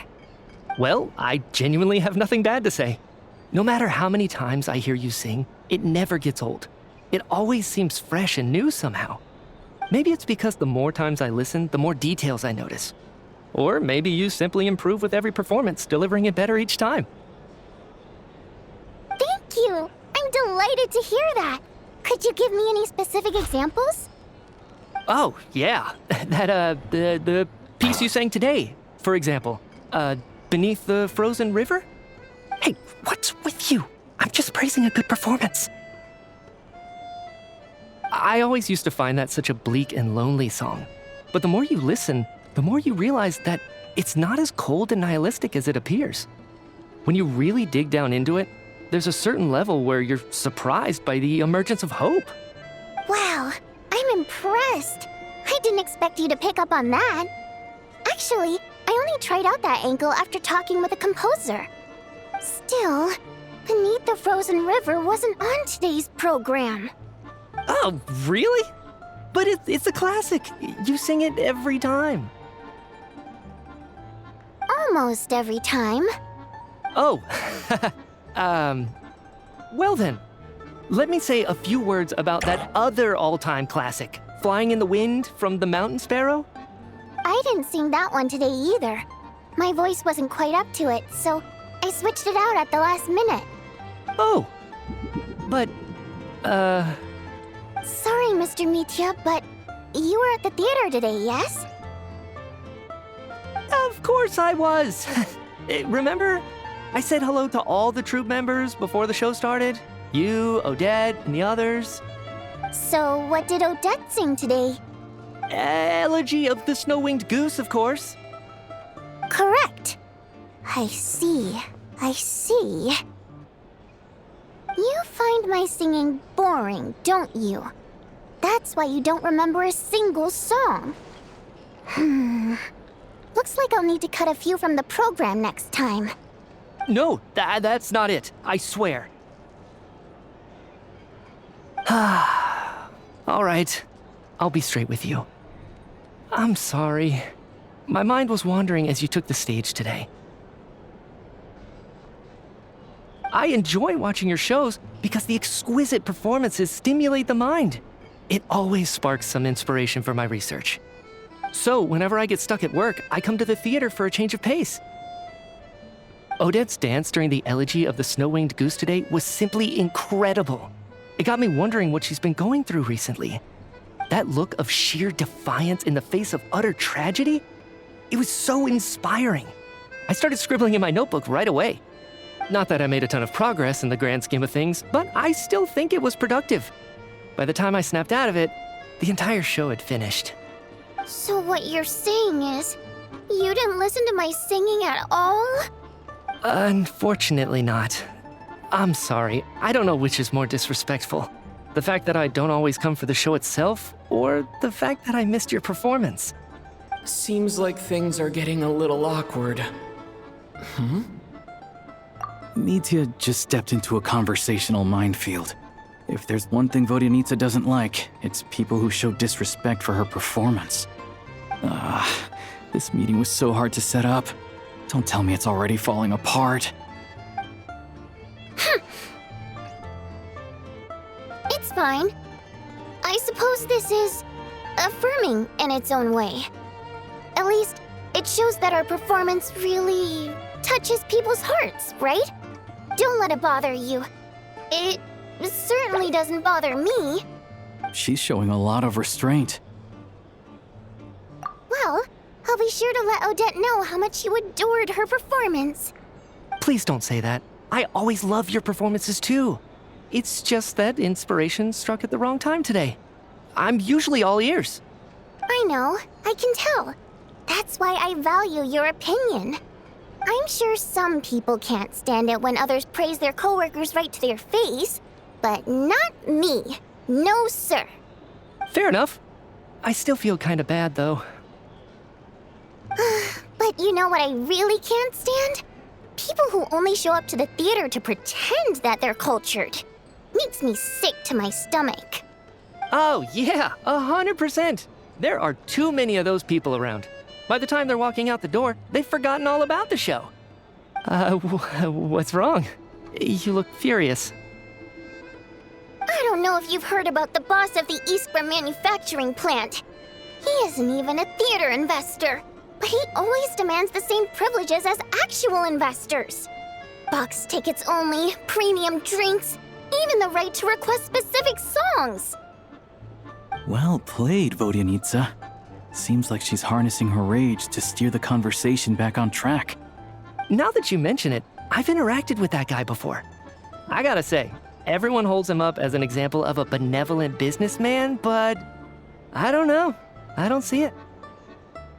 Yeah, he couldn't care less about what's happening on stage. He's just there to flaunt his social status. I hate that I have to prepare programs for guys like that. What's the big deal with that factory he runs anyway? I asked around a bit and heard some pretty shocking stories. Sounds like he's just another greedy capitalist. Oh, really? Yep, the things people are saying are pretty damning. Low wages, insanely long working hours, equipment running around the clock. And as if that's not bad enough, he also strictly forbids his employees from giving any kind of interview. Project Stuja has now been extended so many times, we're at the point where crystal rations for the common folk are barely enough to survive on. Yet he even wants to get his greedy hands on them just to boost his own profits. If the rumors are true, he's in serious violation of the law. Interesting. So you've heard about it too. What? So it's really true? Who knows? I've only heard the same rumors you have. But there's no smoke without fire. The Rooster's been coming down on us hard lately, demanding that we track and trace every single batch of Crystal. My coworkers in the Department of Energy have been tearing their hair out over it. The Rooster? I didn't realize he cared that much. Yeah. Even though there are no restrictions on Crystal trading, the poor will wind up freezing to death if we let the rich buy as much as they want. That's clearly unfair. Looks like we'll need to arrange an investigation into the Iskra manufacturing plant as soon as possible. I never knew you kept up with current affairs beyond the theater, Miss Vodyanitsa. You really have a heart for the common person. Most Fae in your position have long been indifferent to the plight of humans. Well, those of us who choose to live in human cities are naturally going to pay attention to any significant upheaval. Isn't the Rooster a Fae himself? I'm just surprised to learn that even someone with as much experience as him is getting so stressed out over Project Stuja. What is the end goal of this project anyway? This is it. We're finally going there. I'm sure Mitya can sense on some level that she's fishing for information. But since their conversation is so relaxed, he might just let something slip. It's stressing me out too. If I'd only made better progress with my research, things wouldn't have dragged on this long. Oh, so your work is related to Project Stuja? That's right. The Armory Palace needs a brand new energy source. Not the power of the Light Realm and not elemental energy. Right now, the only thing that meets the requirements is the power contained within stellar linchpins. But harnessing that power is costly. Each step of the process requires enormous amounts of Kresnik crystal, from extraction to quantification to attempts at conversion. Progress has been painfully slow, and the team is getting burned out as time goes by. Sometimes, I see people staring into space as if in a trance. Could it be that this new energy source has side effects? No, it doesn't affect us, because the energy is used for... Okay, I got it. Stop choking me. Sorry, I can't talk about that. I think we're all just exhausted. We've been working ourselves to the bone for so long with so little progress to show for it. It's no wonder people are struggling to stay motivated. Seems like I owe you an apology. I shouldn't have gotten so mad at you for not paying attention during the show. Don't worry about it. I count myself lucky, to be honest. I don't envy the people who work closely with the Tsaritsa herself. I'd much rather be in my current position. At least I don't have to shoulder any major responsibilities. So they're trying to develop a completely new kind of energy. Yeah, censored by a scarf. Who would have thought? Oh, dear. It looks like my time is up. I'm afraid I have to leave. I'm so sorry. We ended up barely talking about the theater. That's okay. It was a pleasure chatting with you, really. Let's make up for it next time. Yeah, hopefully once the work pressure eases up a little, I'll be able to focus more on the performance, and then we'll have more to discuss. We touched on some confidential issues today. I'd be grateful if you could keep it between us. That could have gone worse. Nice job. Why was Mitya in such a hurry to leave, though? Sorry, routine inspection.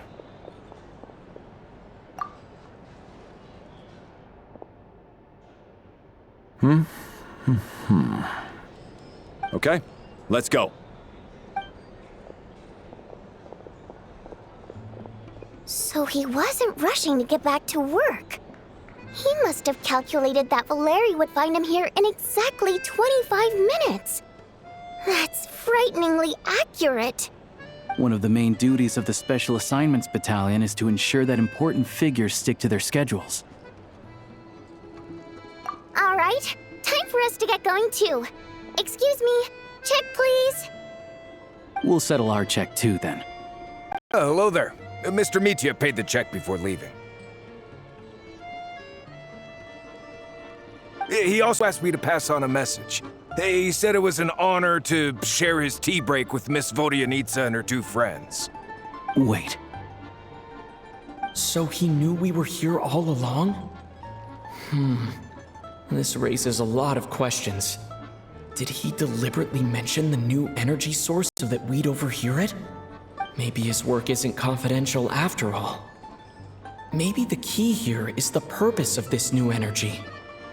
I guess that's the next thing to look into.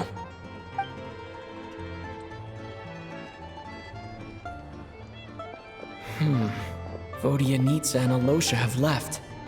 Time to head back and call it a day.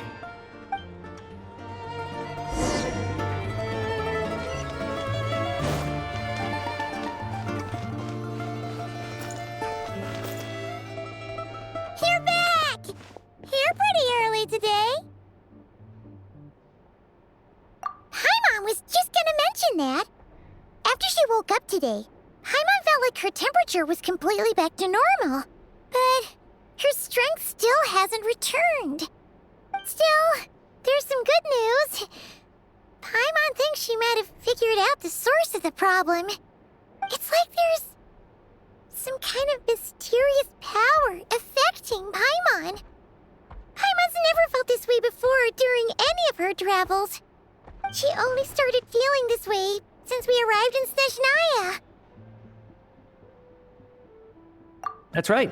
The Armory Palace needs a brand new energy source. Could that have something to do with this? What is it? You're making that face again. You know, the one you get whenever you have a light bulb moment?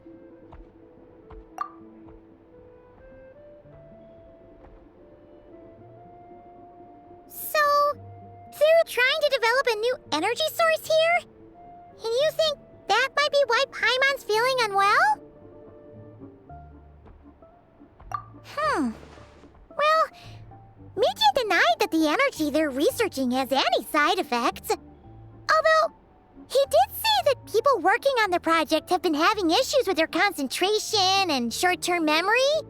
But even so, those are completely different symptoms from Paimon's. It's pretty faint, so it's kinda hard to tell. But if anything, it seems like it's coming from roughly the same direction as the Armory Palace. Sure, Paimon's with you there. But how, though? The Rokat only has a limited amount of intel. Oh, great point! They argue about Project Stuzha every day. If we could sit in on one of their sessions, we might pick up some new leads. Good idea! Oh yeah, while you were out, Paimon tried all the yummiest looking desserts in the Potpourri restaurant. This one seemed right up your alley. So, Paimon saved some for you. Come try it once you finish writing your letter.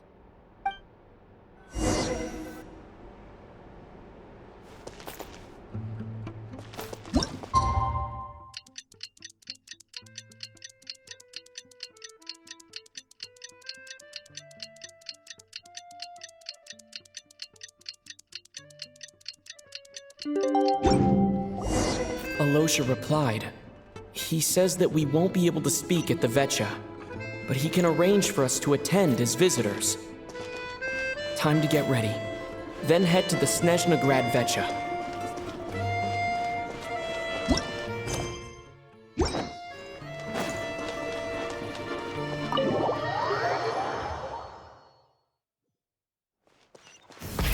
Rev the engines!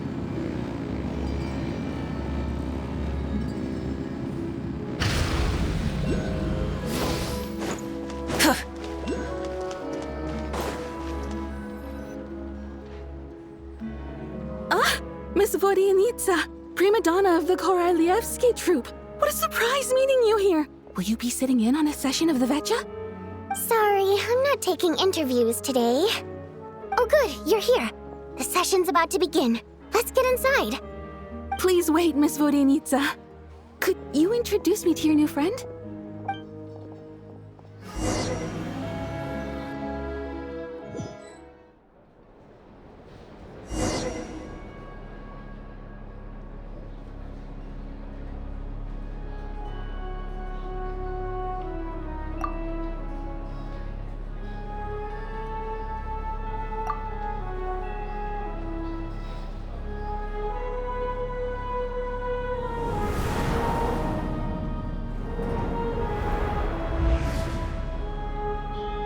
In summary, the energy management commitments made for the outgoing period have been delivered upon. Furthermore, both the production and consumption of Kresnik Kristall show clear signs of stabilizing. The relevant agencies have assessed the present circumstances and determined that the status quo can be sustained until the next period. For detailed statistics, I would refer you to the industry reports that have been distributed to all persons present. It should also be noted that while the recent blizzards have led to a significant increase in people's energy expenses, this is strictly a short-term phenomenon associated with a remotely located monster. Her Majesty the Tsaritsa is giving her full attention to this matter. We should have every confidence that it will be dealt with swiftly and conclusively. A financial report on disaster relief is also present in this report, courtesy of Pantalone. They cover the same old ground every single time. The rooster never seems to mind, but everyone else is getting tired of it. There's a general lack of trust. People aren't seeing any tangible benefits that affect them directly. Of course, none of that will be reflected in any of the reports on the table. Yeah, if it weren't for these hard copy documents, I could have at least made something up. Oh, don't mind me. I'm just out here trying to hit my interview quotas. Bring out the Kvass. Ever read it? Best-selling newspaper in town. If I remember correctly, you guys don't even have a sales permit. You have to sell from stalls on the street. Okay then, best-selling street stall newspaper in town. Still counts.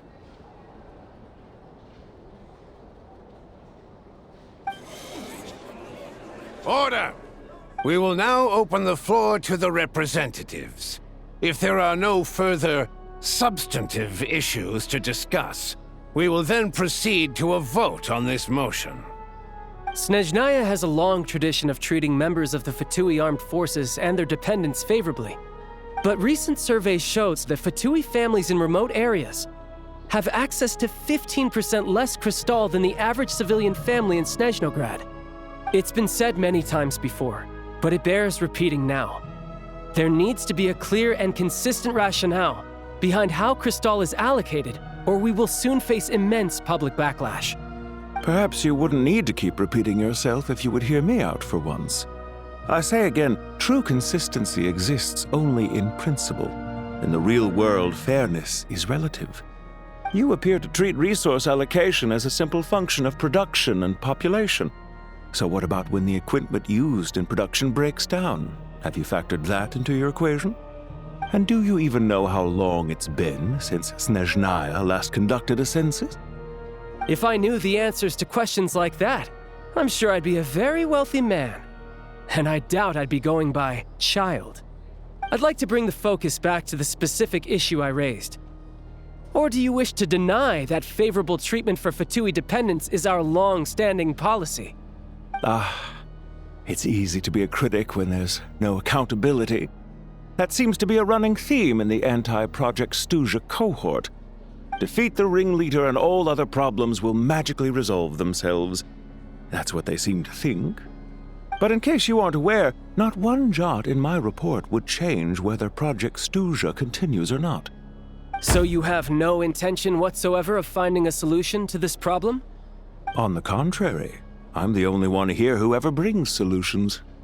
Child opened by speaking up for the armed forces. Regrator struck back with style and a war of words ensued.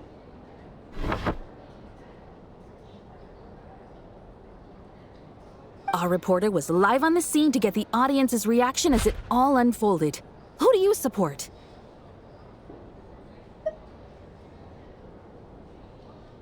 The people have spoken! Regrator delivered a deft rebuttal to Child, as we've seen so many times before. But how could Child take this lying down? Now you see why they don't have a sales permit. However this reporter wants to spin things, I haven't forgotten that Tartaglia was representing the Northland Bank when we first met in Liyue. So surely, their relationship can't always have been this strained. You two are getting off topic. Let's focus on what the data is saying. Mr. Pantalone, may I speak on your behalf? Oh, please do. I'm more than happy to save my breath. Crystal distribution policy undergoes modifications with each new period. The ultimate goal being to find the most reasonable method of allocation, which I believe is what Mr. Tartaglia also seeks. But I fear many may have been misled on this topic by extremist activists. To clarify, Project Stuzha is not the root cause of the problem. It is merely a framework for resource distribution.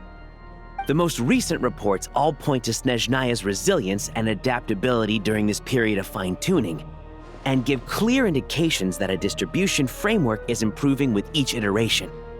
To make drastic adjustments without first considering the risks would likely do more harm than good. It would be a waste of the hard-won experience we've gained to date.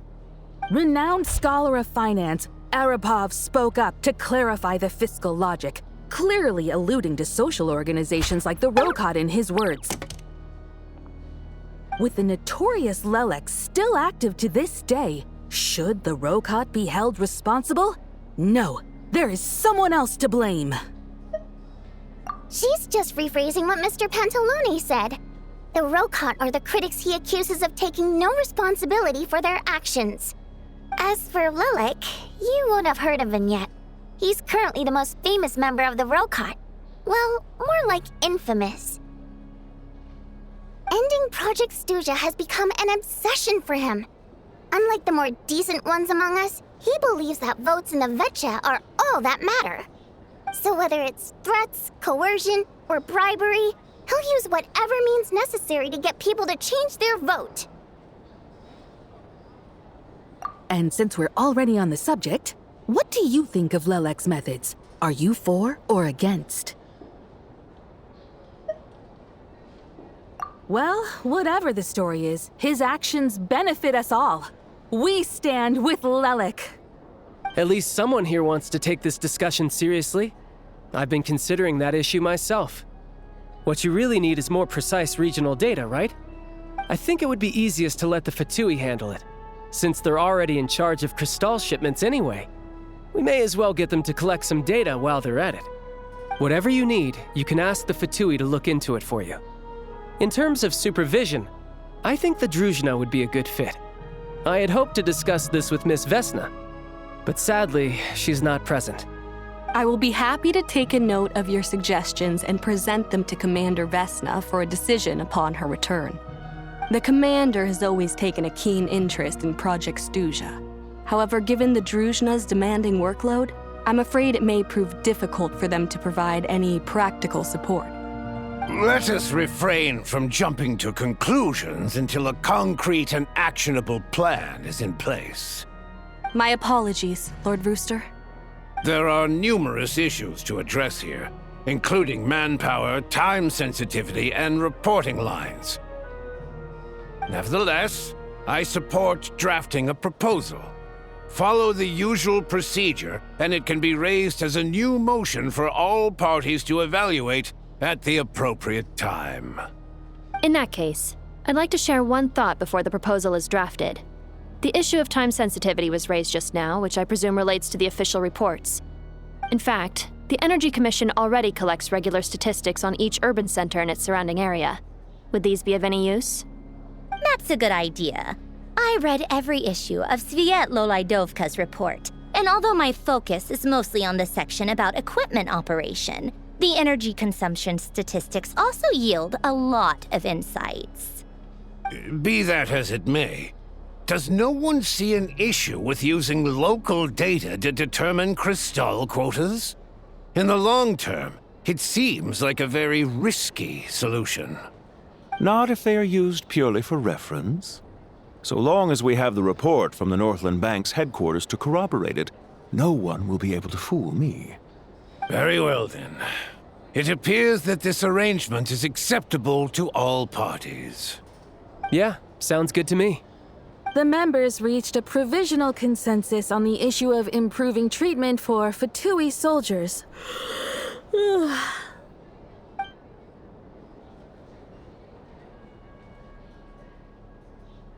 Today, the prima donna of the Korailievsky troupe attended a session of the Snezhnograd Vecha in the company of a dashing young man. The question on all our minds is, what is the true nature of their relationship? Write anything like that again, and I'm revoking your permission to interview the troupe. Got it?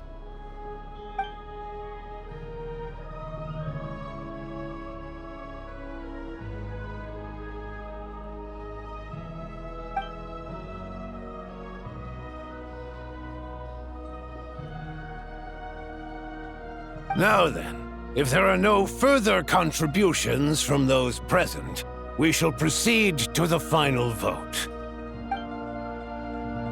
Hey, check it out! What made him vote against? Why now?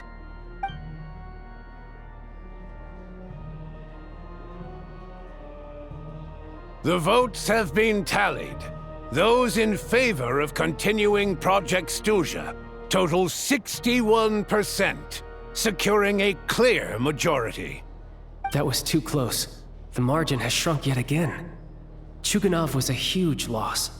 I'll bet Lelek is behind this. I wonder how Pulcinella will respond this time. Chuganov. I see. Lelek strikes again. Yes, go, Lelek. Once Project Stuzha is defeated, our unwavering support at Bring Out the Kvass will finally pay off when we make our comeback. I can taste our victory already!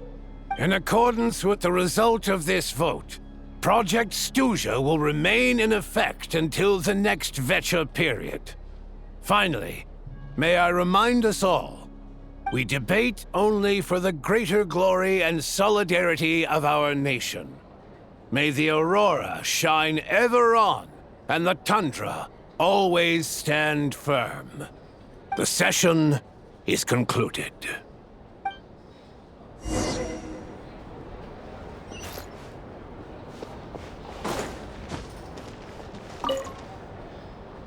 I have to say, I really wasn't expecting Chulkanov to vote against Project Stuzha.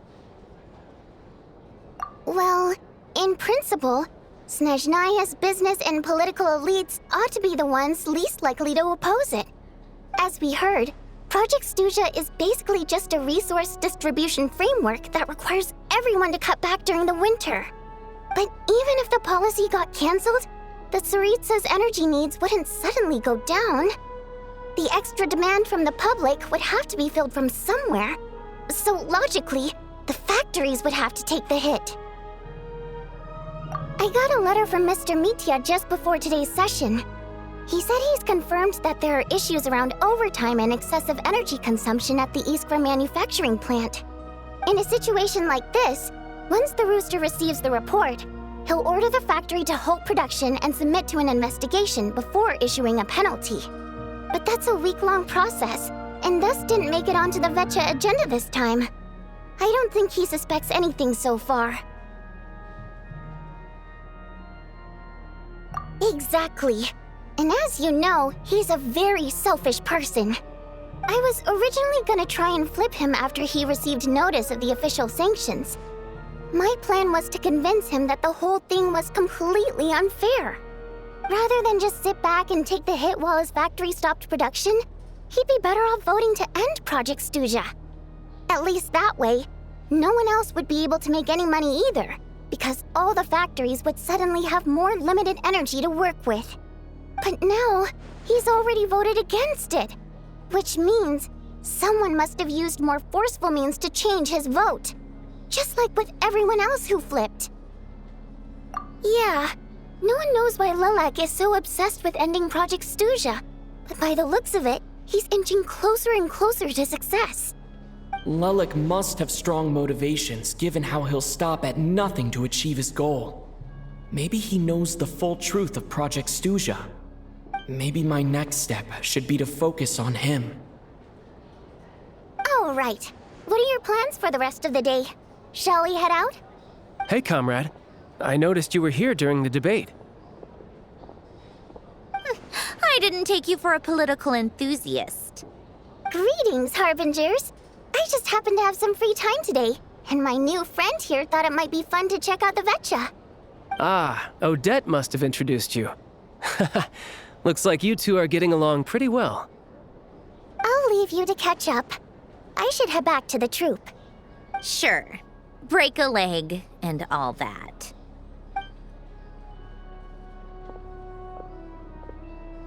Thought it might be fun to check out the Vecha, did you? Things are never that simple with you, Traveler. There's no way you're here for kicks and giggles. Tell me I'm wrong. Oh, yeah. To some, he's a captivating enigma. To others, he's the bane of their existence. No one ever thought that some anonymous nobody from the Rokot could cause such a stir. Huh? You want to look into Lelik? Then I'm sure his days of anonymity are numbered. What do you think, Sandrone? Fine by me, I guess. If the Traveler actually manages to expose Lelik, it'll be doing Pulcinella a favor. In return, it seems fair to let him in on what we've learned so far. My thoughts exactly. Sharing is caring, after all. Head back to Glupov and grab the files on Lelik. It's easier to just pull the records than go through the rigmarole of getting the Traveler a visitor's permit. As you command, child, sir. In that case, since we're going to be waiting anyway, I'll have someone brew a pot of black tea.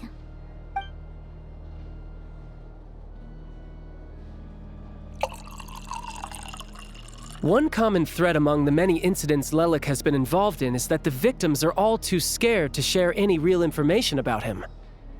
Clearly, he must have threatened them in some way. His modus operandi is to silently infiltrate the scene and leave a threatening letter behind.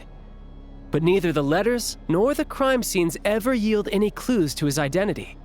So all these files have to offer are short statements by the people affected. They don't give us a lot to go on. If nothing else, it shows we're dealing with a trained professional who's versed in counter-surveillance. Yes, and to that point, he often strikes in highly secure locations. The victims are high-ranking and influential people who take their personal security very seriously. Somehow, Lelik slips right into their rooms without making a sound. There's never any eyewitnesses, nor the slightest trace of a break-in. If he can get in and out undetected, it means he can strike without warning. Not that that's ever happened so far, but the thought is enough to scare these people sleepless. It's hard to believe that a human being could pull this off flawlessly every time, so they switched the focus of the investigation to Faye. Unfortunately, no one's found anything yet. Careful, don't underestimate me. Although truth be told, I'd probably find it hard not to blow my cover. Direct confrontation is more my style. We haven't ruled out the possibility of Lelik being human. It's just, there can only be a handful of people in all of Teyvat who'd fit the profile. Faye, on the other hand, plenty would have the ability, but few would have the motive. No, not as strong as me. You'll never find the culprit with criteria like that. Let's go with a little weaker than me. There's no denying that Master is strong, but meticulous. We can only hope.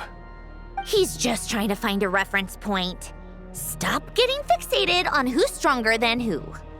But that's the most important thing. In my opinion, anyway.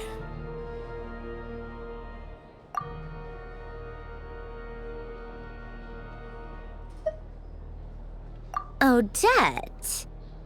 Yeah, that seems about right. Her skills are solid, and she's always calm under pressure. Except she's Fatui, so the likelihood of her working against us is pretty low. But yeah, much more accurate than your previous example, at least. No, wait a moment. Maybe we should interrogate that assumption. What do you mean? Which assumption? Her Fatui identity doesn't necessarily exonerate her. And when you think about it, the Rokot would be precisely what she needs to conceal her identity. Plus, she wouldn't need to be such a pro at covering her tracks. She'd already know where the Fatui will be and when, so she could choose the perfect time to act. Oh, yikes. I was just thinking out loud. Why is this starting to sound like such a convincing theory? Still, what reason could Odette possibly have for trying to call off Project Stuzha? Arlecchino would be the best person to ask. She knows Odette best. Unfortunately, she isn't back yet. Rosaline used to open up to her in private about her struggles with Odette. As I'm sure you can imagine, Arlecchino is quite a lot better with children than Rosaline was. She gave her some tips on how to handle the situation, and Rosaline managed to reach a settlement with Odette before leaving. So I suppose there were at least no lifelong regrets left behind. Beyond that, I don't know the details about that side of things. But I do know that Odette definitely has a motive to hold a grudge against Project Stuzha. The reason being, her father passed away during the early stages of the project. That was back before it had been named Project Stuzha, when things were still being worked out. But in essence, it's remained the same ever since. Huh, the more you know. Rosaline was always so self-centered. I never understood why she started paying so much attention to Odette. Is that such a surprise? If you cast your mind back, you may remember that Rosaline and I weren't exactly close. We had tea together a few times, but that was about it. Odette's past is no secret. Her father was a Fatus and her mother was a very famous ballerina. On the surface, it looks like she followed right in her parents' footsteps. But the truth is quite a different story. After her father passed away on a mission, her mother was overcome with grief. She broke her leg during a performance and could never dance again. Odette was only interested in ballet at the time, but this tragedy left the family with both breadwinners gone.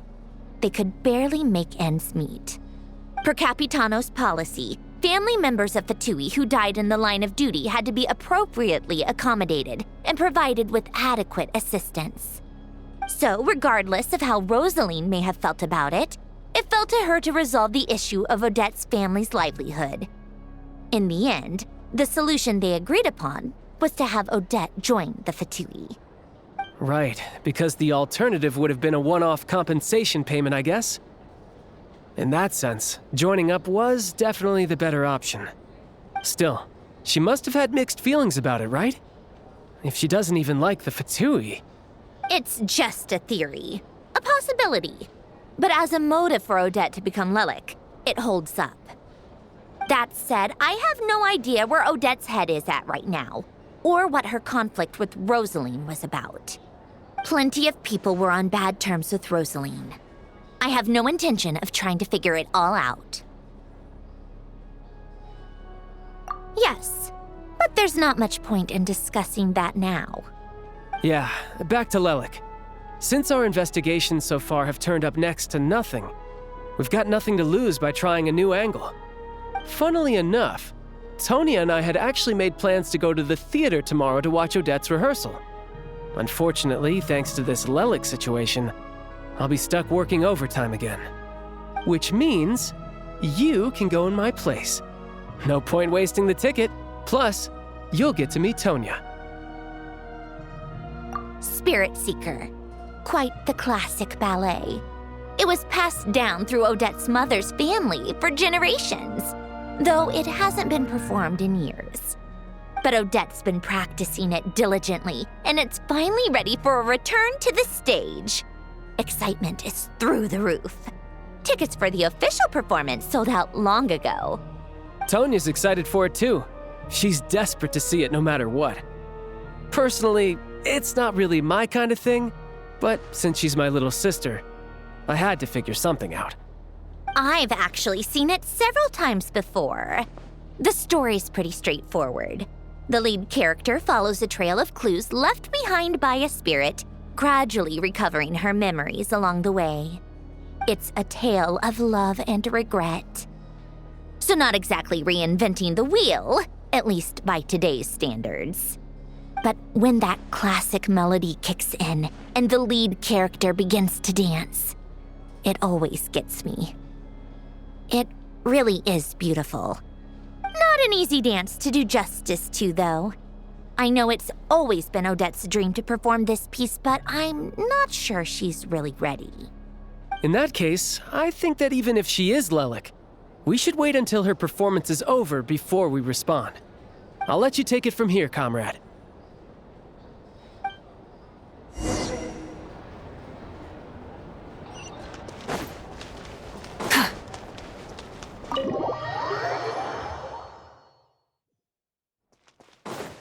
Try and stop me!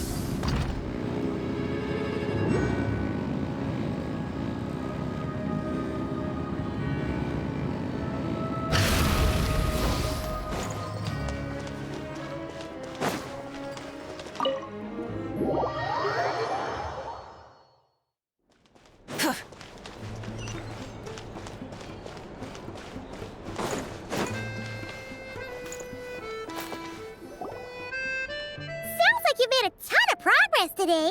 It's good that everything's going so smoothly.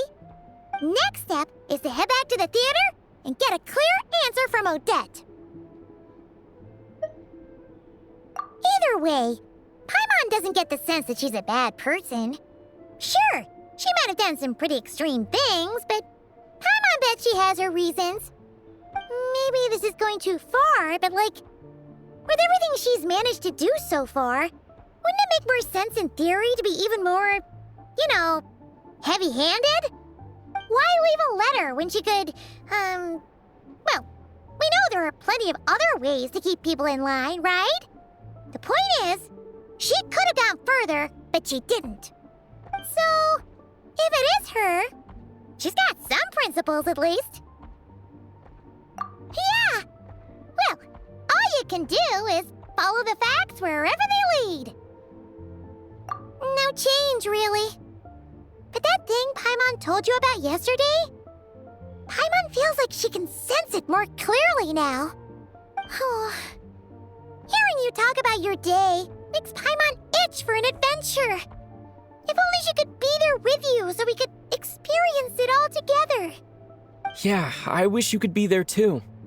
I'm not used to adventuring alone. But don't worry, we'll get to the bottom of this.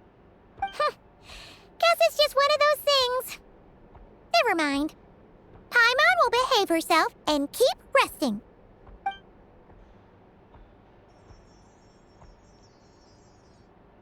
If Odette is Lelik, she may well have inside information on Project Stuzha. Her father was involved with the project's early implementation and tragically died in the process. Now, she's dedicated herself to bringing it to an end. It's hard to imagine she could have gotten this far without knowing anything at all about the Tsaritsa's true intentions. When she spoke to us as a member of the Fatui, how much did she let on? And how much was she hiding? Only time will tell. Maybe tomorrow, everything will be answered. Hey look! It's snowing! Could be a tough day ahead. Make sure you wrap up warm tomorrow.